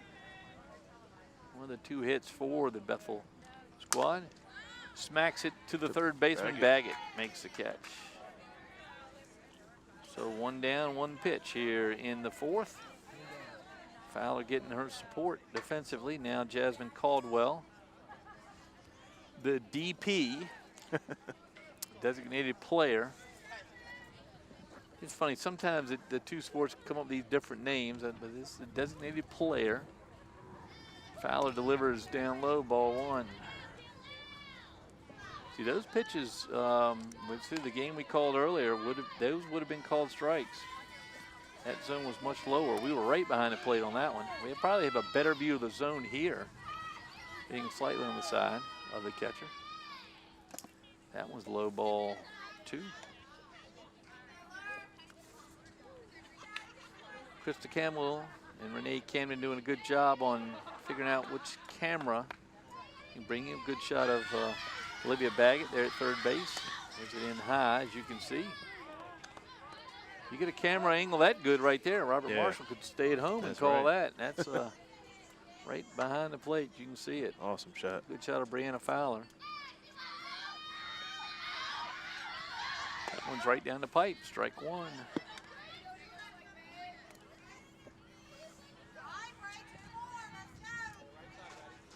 They call her Bray. Bray. And 3-1 in, grounded to first base, backhanded down there by Guilford, and she makes the tag for the 2nd out. Nice backhand. So 2 down here. Phoebus defense showing itself off a little bit, and here's Morgan Rayfield. Speaking of defenders, she's made a couple plays at third, and now made a play at the center field in the last half inning. She walked her first time up on 4 pitches, 4 close pitches that I remember. So the freshman takes one low. One thing, Wube, she's got all the mechanics of a very talented young athlete. She's only a 9th grader. But you can tell just by the way she holds herself and the way she steps in and out of the box as she's played. Really impressed with her. That all-speed pitch catches the upper right corner there to the right-hand hitter. 1-1. Brianna Fowler with the 1-1. Misses. Those are pitches they're going to get in some games, and they just can't get them here. And you see Fowler not happy. That means the zone's being called very fairly. Both pitchers getting the same frustration. That one just misses. I got to give it to Rayfield. She called that inside corner herself better than anybody. Yes, she does. Saw Athletic Director Lee Martin riding around in a golf cart earlier. VIP style. Obviously working hard as always. Misses away. She's walked again. So Rayfield very confident in the plate. 2-out walk, and now Gabby Wimes, the surviving outfield of the collision. That was Wimes very scary. and Ebony Giles make the collision out there. Giles made the catch. Wimes survived and remains in the game. She grounded to second base. She pops it foul right at Wubei. Let's give that a minute for him to come back to the table. He thought about hiding behind the table. That would only cover like his one leg. That's commentator there. I get the air on that one. That's right. Fowler delivers and catches her in the back foot as she was leaping out of the way. She's having a rough game, Frank. It's not her own player running into her, it's a pitch. 2 on, 2 out here, and then top of the order is Ashley Ryan, the talented first baseman. She's 0 for 1 with a strikeout and a walk. And that great defensive Jim down at first base. Chance now to put a run on.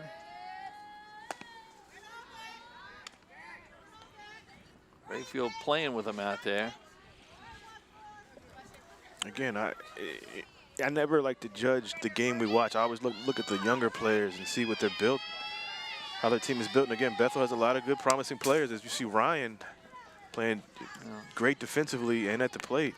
Well, if Ryan ever straightens one out, she hits it as far as she almost hit Nate Braxton right up top of the van. Yeah, she can hit Steve Fowler with that pitch. Steve out there in center field, you see him. He's the guy right there standing behind the camera, right above Fowler's left shoulder. There's another one. Yeah, that's an all-speed pitch. And Schofield couldn't hang on. She made the play. She had it in her glove, but she collapsed, had crashed to the ground. That's a good effort. It is a strike 2. Lauren Schofield, what a great effort by the senior. Bethel with some base runners. 2 outs, though. 1-2. All speed. Both, you see these batters trying to hang on. That time just gets the end of the bat on it. Stays 1 and 2.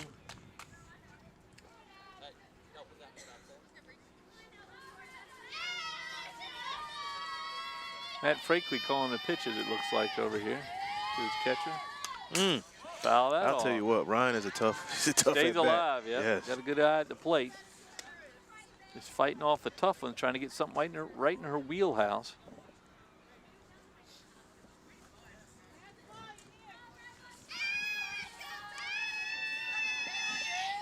All-speed pitch upstairs. Good pitch from Fowler. Ball goes down to second base. Rayfield going to third. No. Called out. She got hung up off the base. The throw back was the second base. And she gets caught. And so she only had one way to go. And tagged out down there by Baggett. So score that one. Call it 2-4-5 with the third out. So Bethel strands 1. We go to the 5th. It's 5-1 Phoebus. You're watching softball on the LSC, your 24-hour sports channel. Also found on Verizon 23. And YouTube. And YouTube. Obviously, we haven't let the marketing department work on our slogan yet. I think we need help.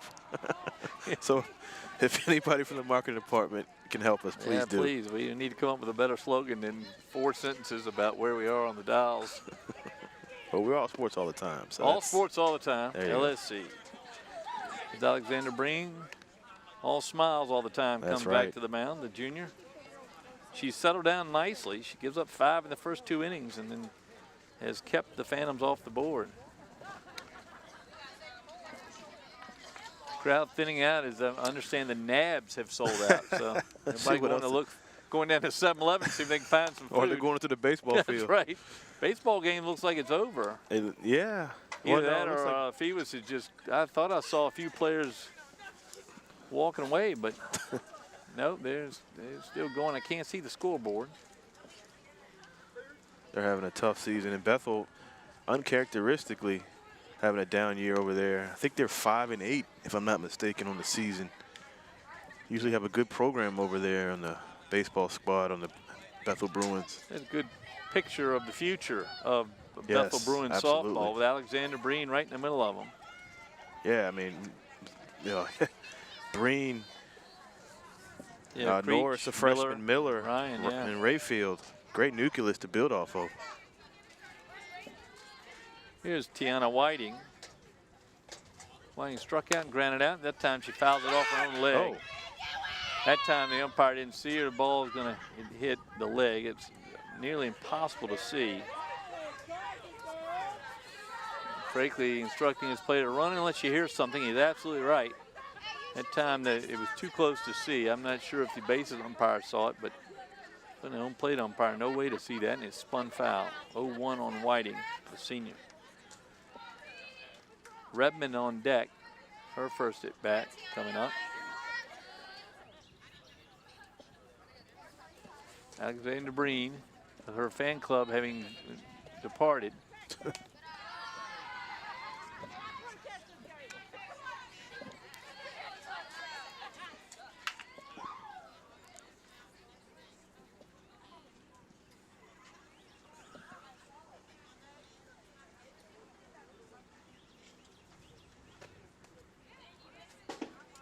Whiting awaits. Up and in, ball. 2-1 now.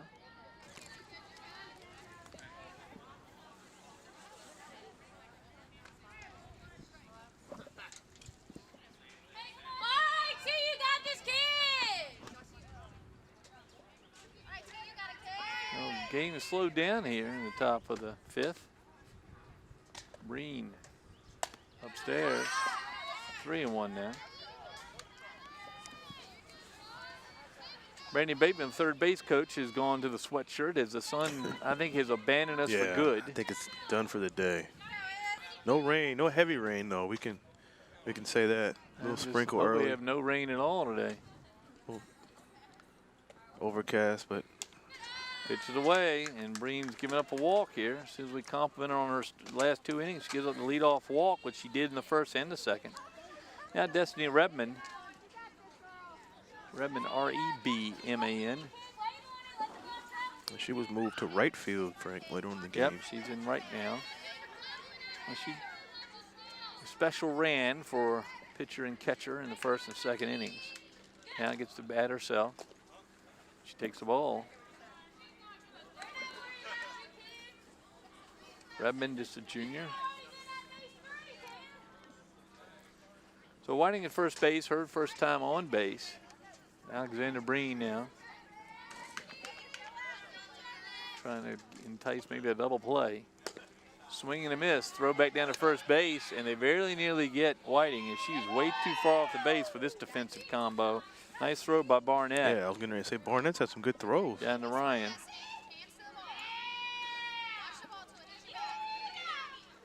Ryan loads the mouth guard, she's ready to go. And Muffin Curry used to wear that mouth guard and take it out. Take it out. Play, take it up during the play. Foul straight back. She's right on it, just a little underneath. 1-2 now on Redmond. Good shot of Destiny Redmond.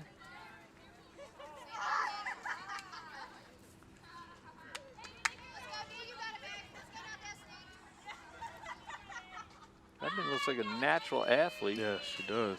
Don't know her softball background. For 1-2. High and strikes her out. So she swung and went and chased that all-speed pitch. One down now, and the batter is Olivia Baggett, the senior.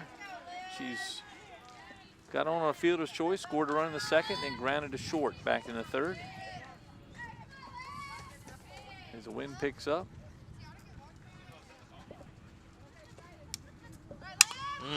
Pops it up over the shortstop's head, right out of the reach of Miller. It's a little single to left. Good effort by Miller, though. Really was. Very nearly came up with it. 2-on now with one out. Top of the order is Brianna Holden. Holden walked in the first, walked in the second, scored a run, then hit by a pitch. So she is 0 for 0 officially, but she scored a run.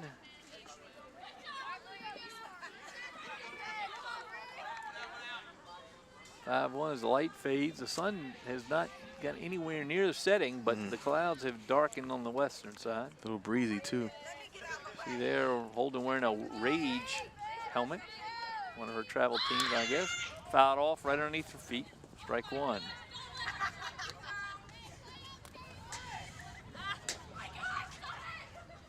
Yeah. Table is like a fan blade. At least.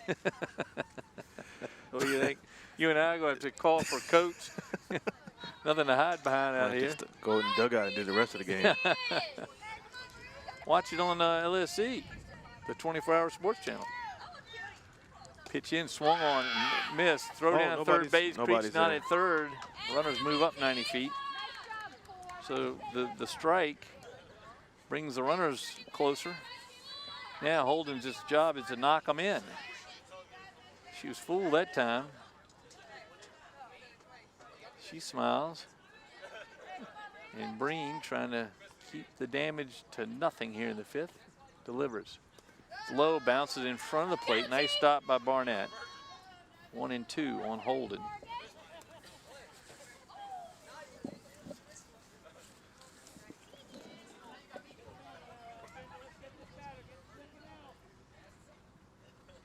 Good shot there. The scoreboard in the background. C5-1 the guest. Chloe Norris at second base, overplaying second base. Fouled again. Everybody stays put.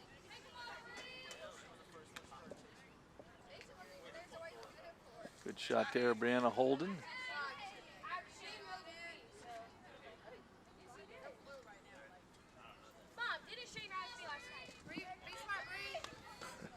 These people making dinner plans already. You're making me hungry. 1-2, swung on a miss, struck her out on the off-speed pitch. Real nice pitch. 2 down here, 2 strikeouts.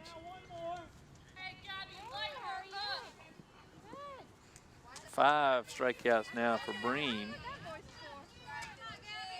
And now Gabrielle Redmond. Redmond has got on a fielder's choice and scored. Lined out to Ryan down at first base and then popped to center. And the ball, here comes the runner. Oh. And it gets, the throw comes back, gets through the pitcher. The run scores.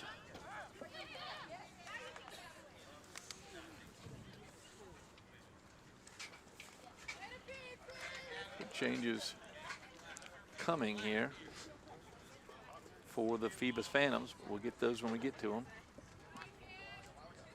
So they only had the one sub, and she's in the game. Destiny Redmond in right. They're going to have a pitching change going to the bottom of the inning. This is Gabrielle Redmond. Redmond the junior. 1-0.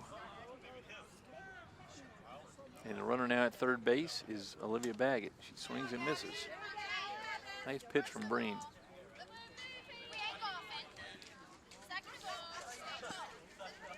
Picking up Amanda Moreland very well on her reception there. Very into it. Even up 6-1 in the fifth. She wants this win, and no question, she wants to close this season out with wins. Upstairs, 2-1.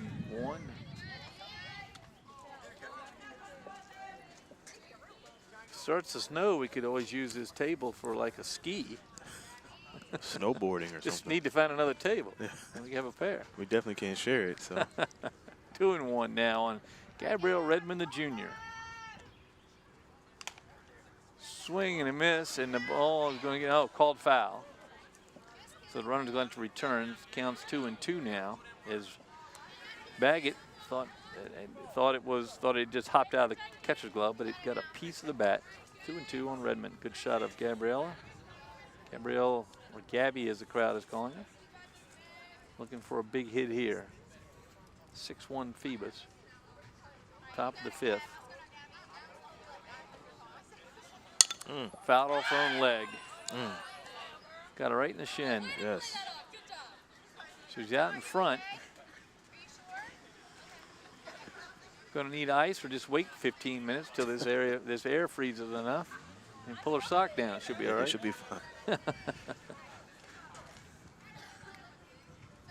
So Hampton weather's amazing. You know, Virginia weather's amazing. It is. We've gone from spring till late winter in about 30 minutes. Alexander Breen seems to be unaffected. The 2-2, swing and a miss, struck her out. 3 strikeouts for Breen in the inning, so she is warmed up nicely. She does give up the run on the pass ball. So we go to the bottom of the 5th, and it is 6-1 Phoebus. You're watching softball on LSC, the 24-hour all sports channel, and on Verizon and on YouTube. And this commercial brought to you by Wubega Cabaret. Yes, we need some commercials. New pitching for the for the Phoebus fans. Let me give you the change if you're scoring at home. Hayden Sanford's going to come to the mound.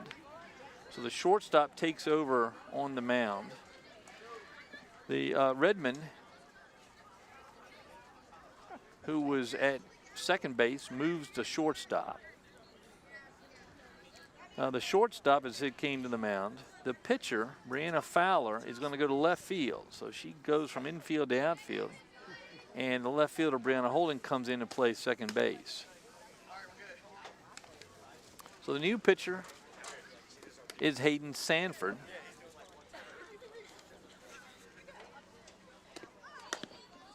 Another right-hander. A strong pitcher. The two of them have carried the Phantoms all year. Fowler out to left field. The new second baseman is Brianna Holden.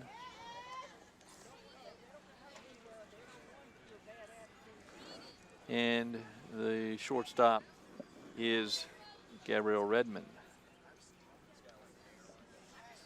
A lot of changes for a team that only had 1 sub. Now we see Guilford's gone to the sweatshirt. It is getting chilly. Some like the first baseman for Bethel, Ashley Ryan, came prepared, and she's at the she's at the plate. And she's going to face a new pitcher, and she's wearing her long sleeves. Grounded to third underneath the bat. No touch by Baggett. That's going to be a base hit. And rounding second base, and she's going to try to stretch it into a triple. Oh, no. She's in safely as a triple. So Ryan leads off with a triple right underneath the glove of Baggett.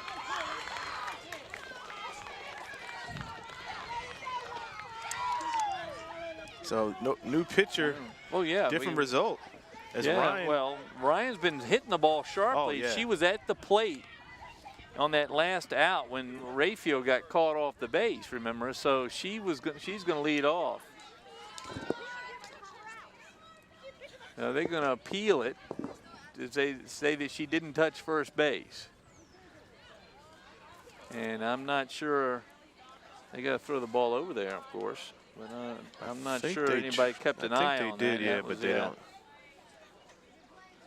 Ross Phillips and Robert Marshall, the veteran umpires, are going to say, no, I think she got it. Safe is a call. So Ashley Ryan with the first extra base hit of the day. She has a triple and is with no outs at first base. Now Allie Miller with a chance to bring a run in. She scored the only run for the Bruins so far. Back in the first, she got on a drop third strike and came around and scored on the RBI ground out by Elisa Wiggins. Pop on the infield. See the communication. Shortstop. Redmond makes the catch. So good call. One pitch and 1 out there. Yep. Now Kaylee Creech, who entered the game for Ebony Giles when she was injured. Creech, her chance to knock the run in. And you've been saying it, Frank. Ryan, she's been hitting the ball, and finally she got square and had a good punch over in left field right down the line. Yeah. Creech 0 for 1. She grounded to the pitcher her first time up. Creech, another one of those young players, a sophomore, Frank.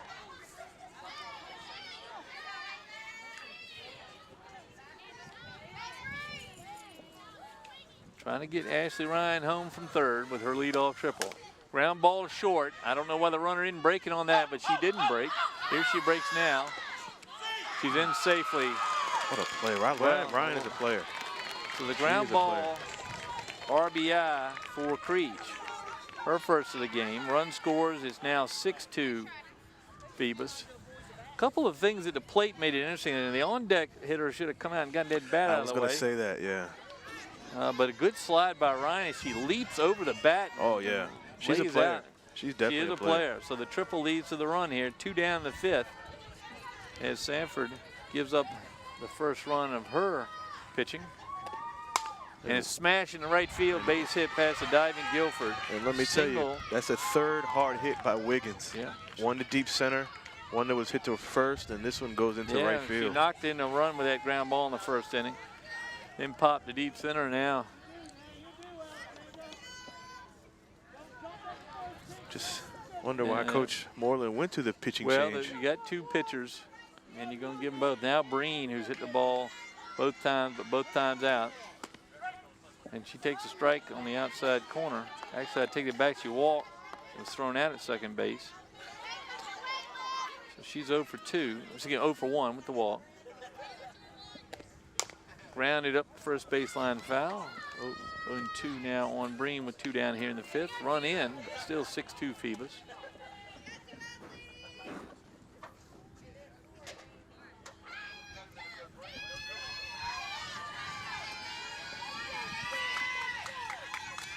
Hayden Sanford throws in an Ephus pitch, and it's called a ball. Oh.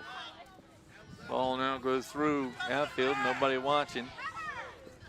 There's nobody on the base.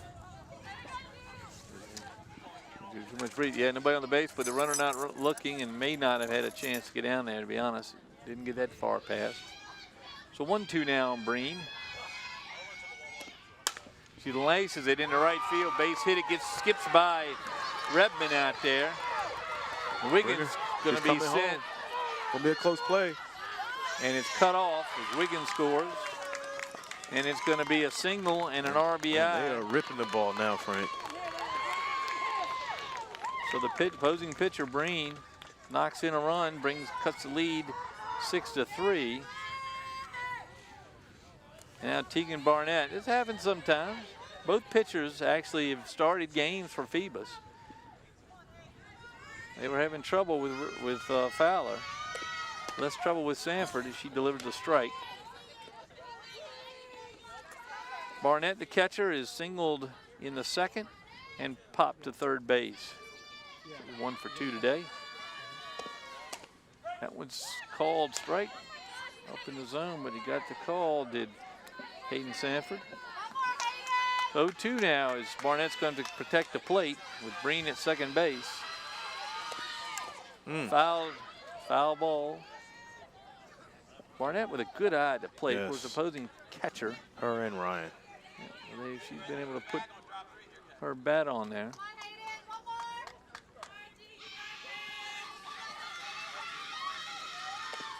Swing and a miss, struck her out. So Sanford gets herself out of trouble. But 2 runs score in the inning. We go to the top of the 6th. It is 6-3 Phoebus. You're watching softball on LSC, the 24-hour sports channel. The home of 24-hour sports. The home of the athletic Nathaniel Braxton. Gets out of the way of foul balls better than anybody. Oh, yeah. Wish we had that on film. Here come the Bruins out. They pick up a couple runs there. And after Breen struck out the side in the 5th, she gave up a run. Had a walk, a single, and 3 strikeouts. Let's see if she can do it here. Breen had to come off the base to get her cap and glove. Breen without sleeves. You see Ryan over at first base with full sleeves. Probably the smart one of the day with a kind of a thin undershirt on underneath, long sleeve. There she is there. If you can catch the blue mouth guard, hangs out of her mouth. The young lady with the triple, leadoff triple there in the bottom of the inning, led to the first run for the Bruins. Now they wait for the catcher, who was the last out of the inning. She comes out. She caught a good game with Alexandra Breen on the mound. Lauren Schofield, Hayden Sanford, Brianna Fowler for the Phantoms here in the 6th.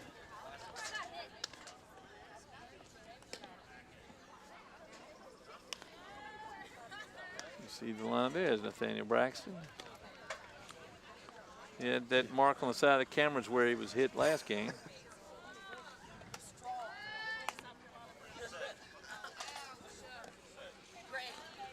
Here comes the senior, Lauren Schofield. Schofield this game has walked and scored a run, sacrifice and knocked a run in, and then popped to the shortstop. He's 0 for 1. There we are, bundled up. There's our table. We've added 2 others to make it look bigger. Breen now facing in and fouled off by Schofield. Good pitch from Breen, and she comes up and fast on the first pitch. She's starting to feel it here. Yes. So similar to the first time they met, Frank, the 7-4 Phoebus win, 6-3 here in the 6th. 6 strikeouts for Breen through 5. Upstairs, ball 1.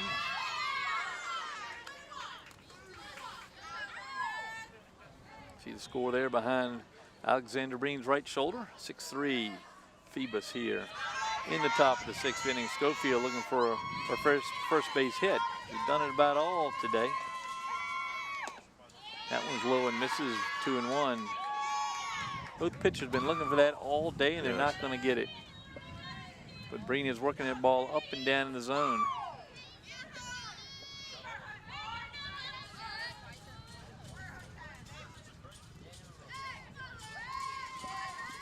Good shot of the senior. She gets ready for the next pitch. Pop down the right field line, fair by a foot. So a single for Schofield to lead off the 6th. Yeah. Not much Wiggins could do with that, other than watch it hit and roll foul. So Hayden Sanford now the pitcher. Gotten on a fielder's choice, gotten on an error and popped to center. So 0 for 3.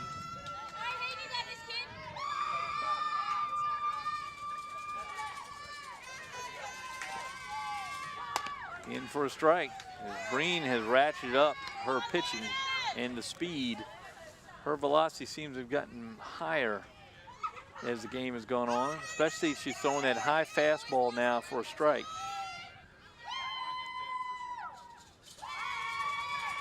The 0-1. Right down the pipe, fouled off. 0-2 now on Sanford, the sophomore.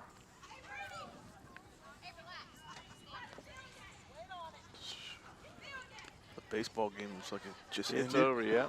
Well, of course, we had a little delay at the beginning, so. Yeah, this game behind the baseball game. 0-2 now. Breen looks for a 7th strikeout. Tegan Barnett gives her the target, and she misses it high. And then throws it down the right field line. Laying the runner around second, and stop there.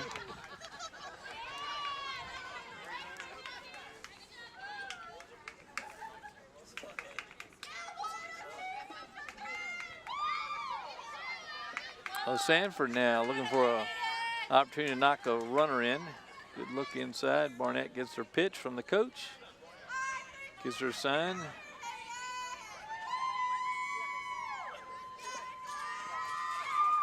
And it popped into the infield. It's going to drop. Just beyond the infield. Miller can't come up with it. It's going to be I would call it an infield hit. Yeah.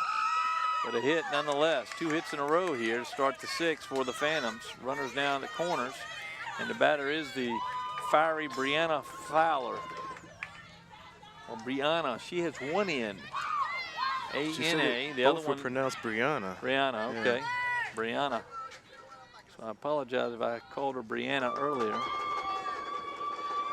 Brianna Fowler has a single in the 1st, knocking in 2 runs, a walk in the 2nd, and a walk in the 4th. That pitch in for a strike. The runner advances to second base. So 2 on here, nobody out in the 6th. He was trying to reclaim the 2 runs they gave up in the bottom of the 5th. That one, that's a good pitch, but called a ball. It's just that's when you watch fast pitch softball, that's where they want it. But they're not getting that call. Tegan Barnett saying, hey, that's the end. She's fighting for a pitcher, I know. Alexander Breen, good-hearted, good-natured, good sense of humor. Just frustrated. There's a strike. I'd rather her show it that way than get really frustrated. That's why She's kept a good sense of humor. And the fact is that that part of the strike zone isn't there today. Doesn't matter who's pitching. It's not calling there. it, yeah. Nope. So they can forget the low one. They're not going to get it. Breen delivers. It's too low, blocked by Barnett. And Fowler wouldn't chase it. Fowler just a junior. I mean, they got a good little core coming back here. I was thinking, I was a little worried about who they were losing, but they still bring a decent group back. Just, you know, you have to get more numbers with no JV team fielded this year. But they have JV players. Yes. So there's a foul off. You know, with Fowler coming back and Mouton and Redmond. That's it. That's it. That's well, all, I think. Sanford's a sophomore. And Redmond, yeah. Yeah. Sanford's going to be key. Well, she and Fowler are pitchers, Yeah. so Yes. that's a good core to build around. Absolutely, absolutely. Alexander Breen looks in. Number 11 deals. Oh, nice Struck pitch. out on the man. I see that coming, and I couldn't hold up pitch. And Brianna Fowler smiles on her way out. 7th strikeout for Breen. Now Kaylee Guilford, she struck out twice and grounded to the pitcher. Sporting the Outer Banks sweatshirt. Temperature's gone down 10 degrees since we started this game. Young ladies, many of them started with no sleeves. Right. Guilford with a chance to get her first base hit would knock in 2. Takes a ball away, ball 1. Randy Bateman, the third base coach there in the gray zip-up sweatshirt. You see her back there. She's talking with Lauren Schofield. Her, probably. Upstairs, but he bounces right back. Oh, collision at the plate. And no real need to flip it, but man, what speed by Schofield and what a collision. They both seem to be okay. Pitch of the ball. Gonna give Breen and Schofield a chance to settle down on that one. Sanford advances to third, but nice tag, score it 2-1 with the second out of the inning. So now 2 down, score stays 6-3. 2-0 count on Guilford, who now needs a base hit to bring a run in. Home plate umpire Robert Marshall cleans that plate off after the collision. Breen seems okay, so does Schofield. Yeah, I guess it looked worse than it was, I guess. Strike in there. I tell you, that was a really well-coordinated toss from Tegan Barnett to her pitcher. She knew where to toss it, and Alexander knew where to be. So a good play from the battery for the Bethel Bruins. Results in that second out. Now Breen trying to work on her 8th strikeout. That one called strike as it curved back in. A good breaking ball. 2-2. That one caught the inside corner. Good picture of our truck that says everything but LSC. Got to work on the paint job there. WHCS. Oh, What did it say? Home of Bungles the Clown? I mean, that paint job's about as old as me. We got to talk about that. For you folks around Hampton, you know what I'm talking about. 3-2 now. Here comes Lee Martin on the golf cart.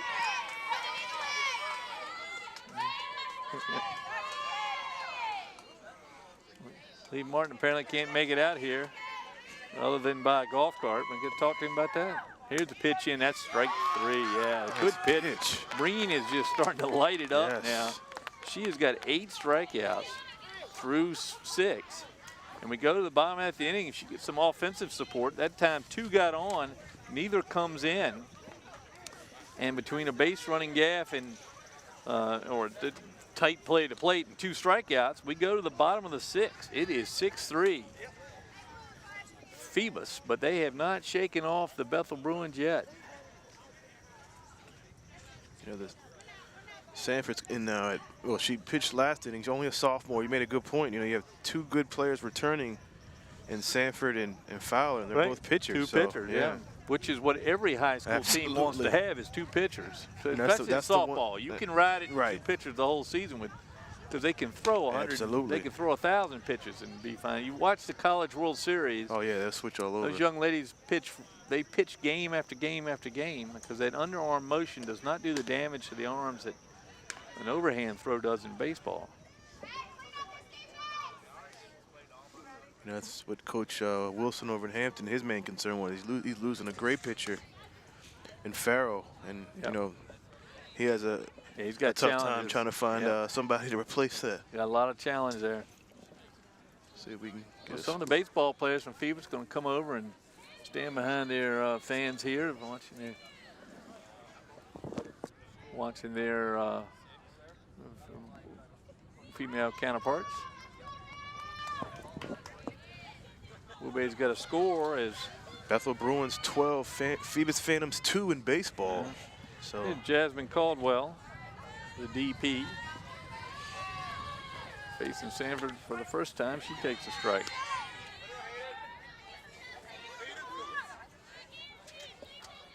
Hayden Sanford now with an 0-1 count on Caldwell. Lines in center field, base hit. Pitch up around the shoulders, and Caldwell just swings and pops it out to center field, base hit. That's her first hit in 3 trips. Now Morgan Rayfield. Morgan, the center fielder now. very impressive. There, yep. She's walked and she's walked. So the first 0 for 0, and she takes a strike from Sanford. And I've said this probably 10 times today. Only a freshman. Yep. And that's the most impressive part to me. She's got her own name right on the helmet, isn't it? Oh, Crushed it to right field. That's going to get down between the batters. Rounding second is Caldwell. Rayfield's going to go to second. And here comes the throw to third base, and they're going to get Rayfield out. Good play by the Phoebus defense, but it's going to be an RBI double for Rayfield. She's thrown out 8 to 4 to 5, but she does get the RBI, and the run scores. So 1 down, but 6-4. Rayfield trying to stretch it into a triple to match her teammate Ryan in the 5th inning. Instead, she picks up the RBI and knocks in the run. 6-4 now. Nobody seems to have the score correct. There we go. We have it correct. 6-5 to home. Pop foul. Watch out, watch out. Get that, Frank. Oh. Almost hit our camera. Got a souvenir. Yep. Would have had a lace mark right on top of my head there.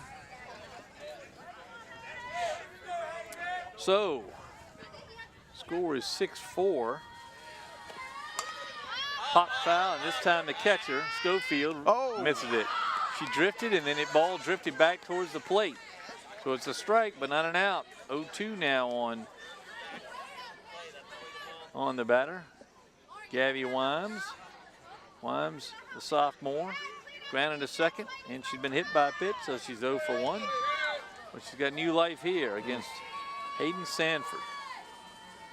6-4 ball game. That one's low, misses 1-2 now on Wimes.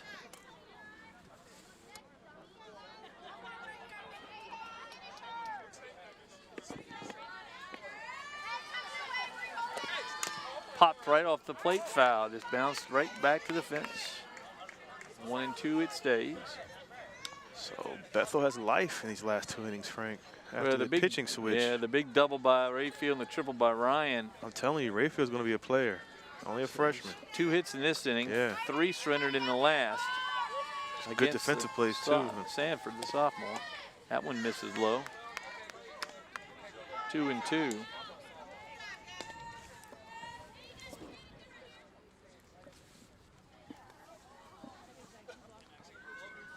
The 2-2 low, bounced off the plate, 3-2. See Lauren Schofield looking over to get a pitch. Matt Frakely calling the pitches today for the Phoebus coaching staff. 3-2. Popped in right field. Back to the second baseman. That's Holden. She makes the play. Great play. So Brianna Holden, having moved to second base, reaches out and makes the play, saves a hit. 2 down here. in the 6th, and leadoff hitter Ashley Ryan, who tripled last time up. This one, she hit it right down the third base line, as you can hear in the background, as 12 parents and 4 coaches remind her of that. Ryan's been hitting the ball, been putting bat on ball. Takes it low. Ball 1. Sanford is if she's had a problem is she's been up around the numbers. Yeah. Although the zone is not there low, the knees and maybe the thigh level will be better. That one misses away, 2-0.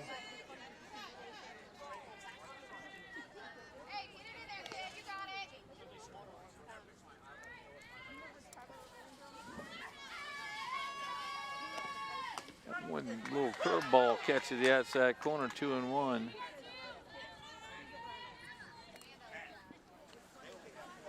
Ryan was going to take until she got a strike. Now she's ready. Steps in still with the orange cap backwards and the white ribbon dangling out the back. Drives it to left field and deep. That's trouble.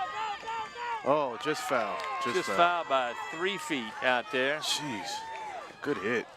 She is really putting some bat into that pitch today. 2-2 now on her. That breeze may have helped it foul.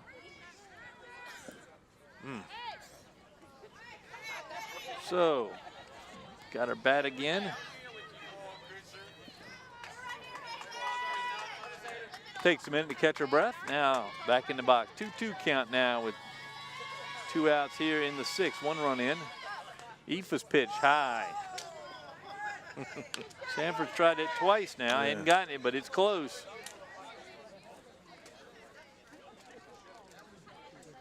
That one drops count. 2 inches lower. It's a strike. Yeah. Here's a pitch. That one's drilled down the left field line. Man, One hops these up against the left field foul fence. Gets her bat.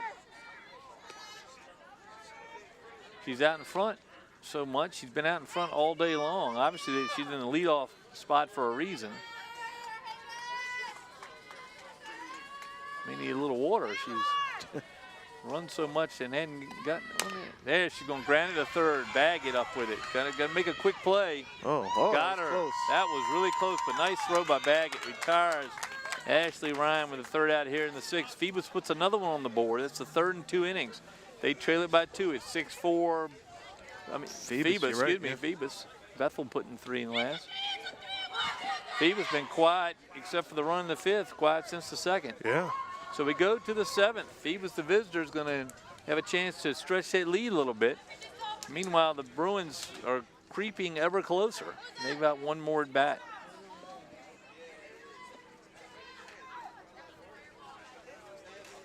Lee Martin holding court down there in the left field line in the golf cart. We'll get a shot of Lee as we watch the Bethel team gather around its coach and talk a little bit about what they want to do here in the 7th.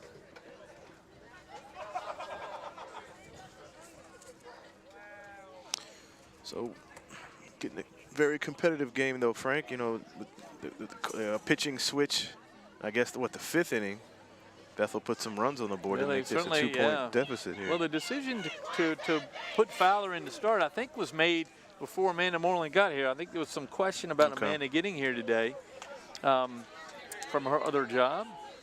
And so Brandy Bateman had penciled in Brianna Fowler.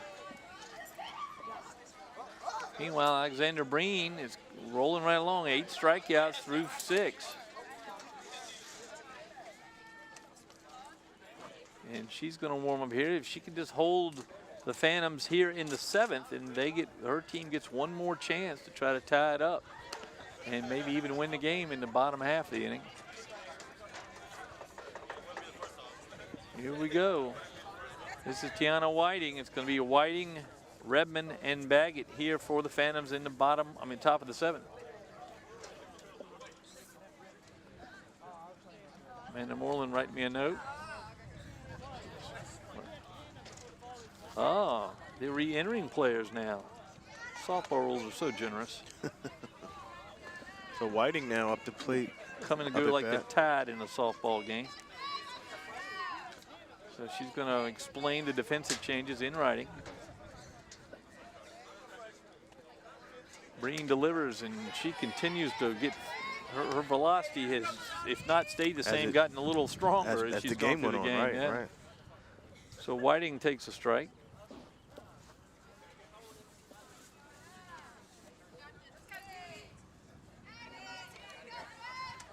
Oh, 1 is popped on the infield.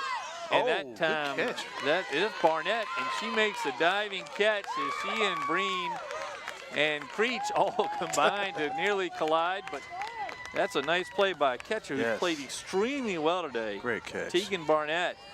So she retires Whiting with the first out. Now re-entering the game in the 8-hole is Isabel Mouton. Mouton, she walked and singled before she was replaced by Redmond. So Mouton now grounded to third. Creech up with it quickly, makes a throw to first. And just like that, there's 2 down here in the 7th. As Breen's defense has come to her defense, and her pitching has picked up with that. They should have cut those first 2 innings at it. First 2 innings, Breen gives up the 5 runs. That's been really the bulk of the Phantoms' offensive output. Now, Olivia Baggett, she's gotten on fielder's choice, grounded out and single. 1 for 3. Takes the ball low.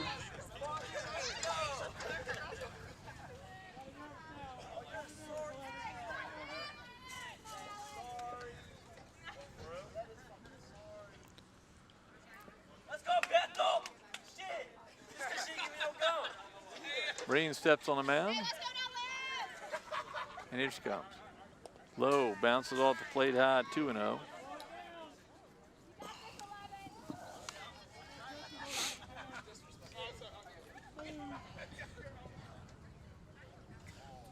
So Breen and Olivia Baggett facing off against each other here with 2 outs in the 7th. Alexandra delivers up high, 3-0. Brianna Holden on deck for the Phantoms.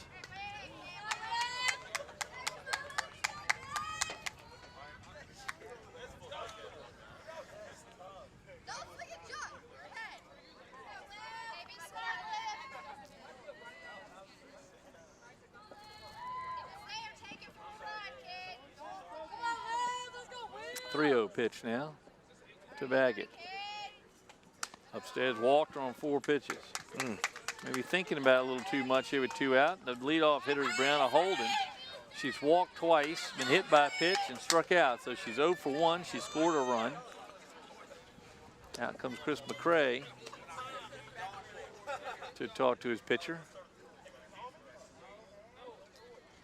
Got him by a couple inches, I'd say. Just a couple. Well, those softball pitchers are tall young ladies, and they can really bring it. We've seen Breen pick up her velocity. I think he's just trying to settle her down. I think she may have gotten a little rattled, not rattled, but gotten close to the end of the inning and anxious to get back in the dugout. Holden decides to go with a windbreaker during that break. So now Baggett at first, 2 down, Holden at the plate. And Alexander Breen been comforted by her assistant coach. Now steps on the rubber. Delivers a good pitch, which is fouled off, strike 1. Tegan Barnett's played extremely well for the Lady Bruins because she's played very good at catcher, and she's settled down Breen. Had that great catch here. Yep, but she's settled her down. She's played her position very well defensively. Another strike. 0-2 now on Holden. Yeah, we'll see what she comes with.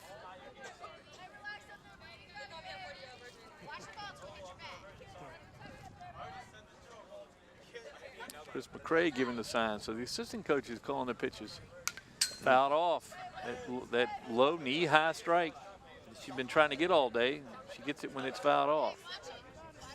0-2 still on Holden. Gabrielle Redmond on deck for the Phantoms.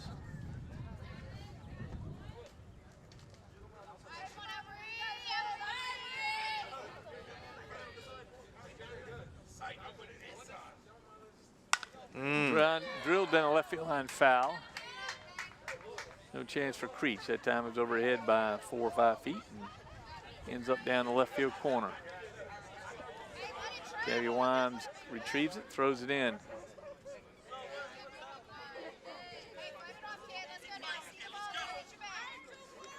So Breen trying to get her team into the dugout with a chance to tie it in the bottom of the 7th. Swung on a miss. 9th strikeout. Oh, that's 3 outs. Isn't it? And that's 9 total for Breen. So she finishes giving up, or getting 9 strikeouts, giving up 6 runs on the game. And we go to the bottom of the 7th.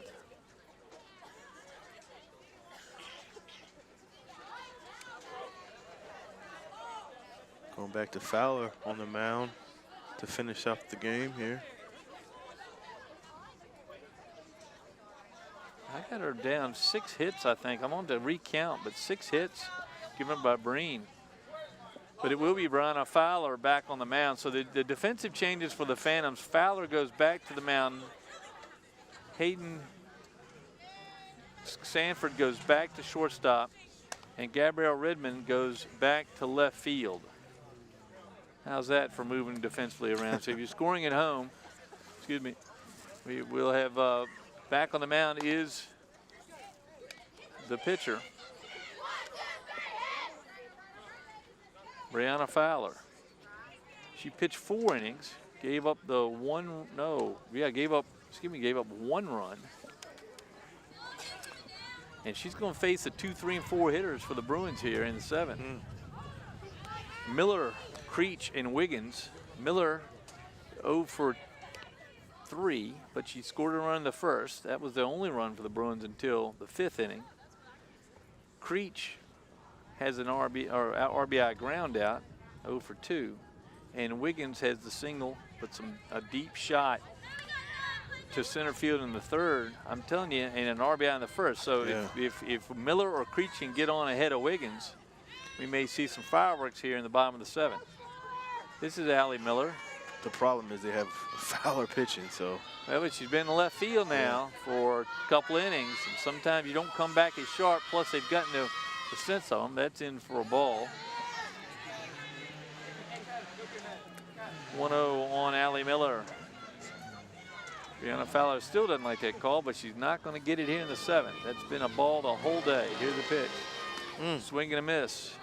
Strike 1. Miller, the shortstop, had a good game out there tonight. She did. Only a junior. She wants to get on here. Lines it foul down the first baseline. 1-2 now on Miller.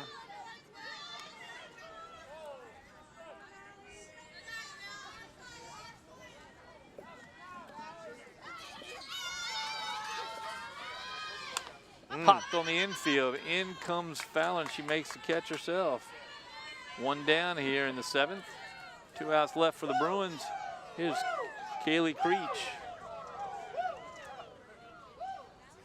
Creech again with the RBI in the 5th. She's hit the ball both times. Grounded to the pitcher and grounded to shortstop. She takes a strike on the outside corner. Wiggins on deck. She can get somebody ahead of her here. They can tie it with a single swing. That one's low, gets to the backstop. 1-1 now on Creech.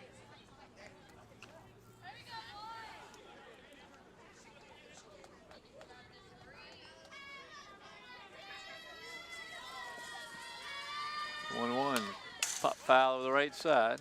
1-2 now. As Brianna Fowler continues to pitch well. And she only gave up the 1 run. And again, like you said, she went out. To She went out to left field. Phoebus baseball team. Ground ball to short. Up with it cleanly. Throw to first base, and that retired. So Hayden Sanford goes back to short and is able to get that one and help herself out.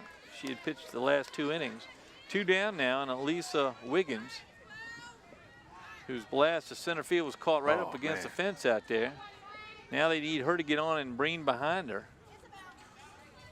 But here's Wiggins.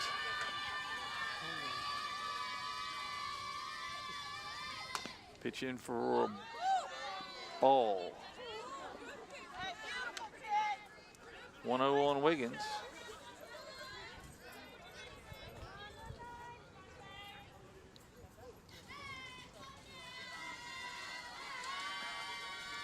Next one upstairs, 2-0. Don't want to give her anything she can hit because she can put it out there. Phoebus coaching staff did not like that first call. Now it's 2-0 on Wiggins. You got to come into her. There he is. She smashed it in right center. And she's going to hold it first because Breen's right behind her. Second hit for Wiggins tonight. And now Breen with a hit and 3 trips. She's got an RBI single in the 5th. She wants to get a hit and pass it back. If the Bruins are to tie this game up, there's 2 down here in the 7th. They trail it by 2. Tegan Barnett on deck. She's got a hit tonight. And then Caldwell behind her, and she's got a hit.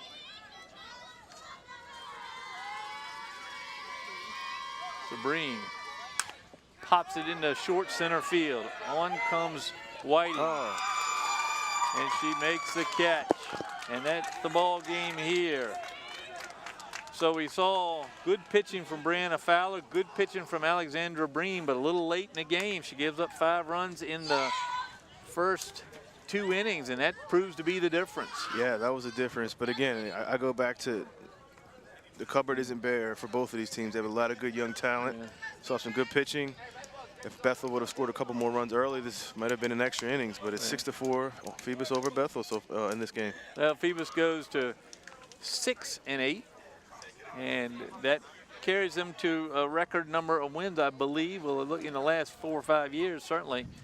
But shows that having a group of seniors to play together for 4 years really benefits the program. I want to congratulate Bethel on a hard-fought season. They got a couple more games to try to improve on what they showed here in the last 3 innings. Showed a lot of fight, and Alexandra Breen, the junior, pitched well enough to win. Just didn't get the breaks early, and she made had a few walks.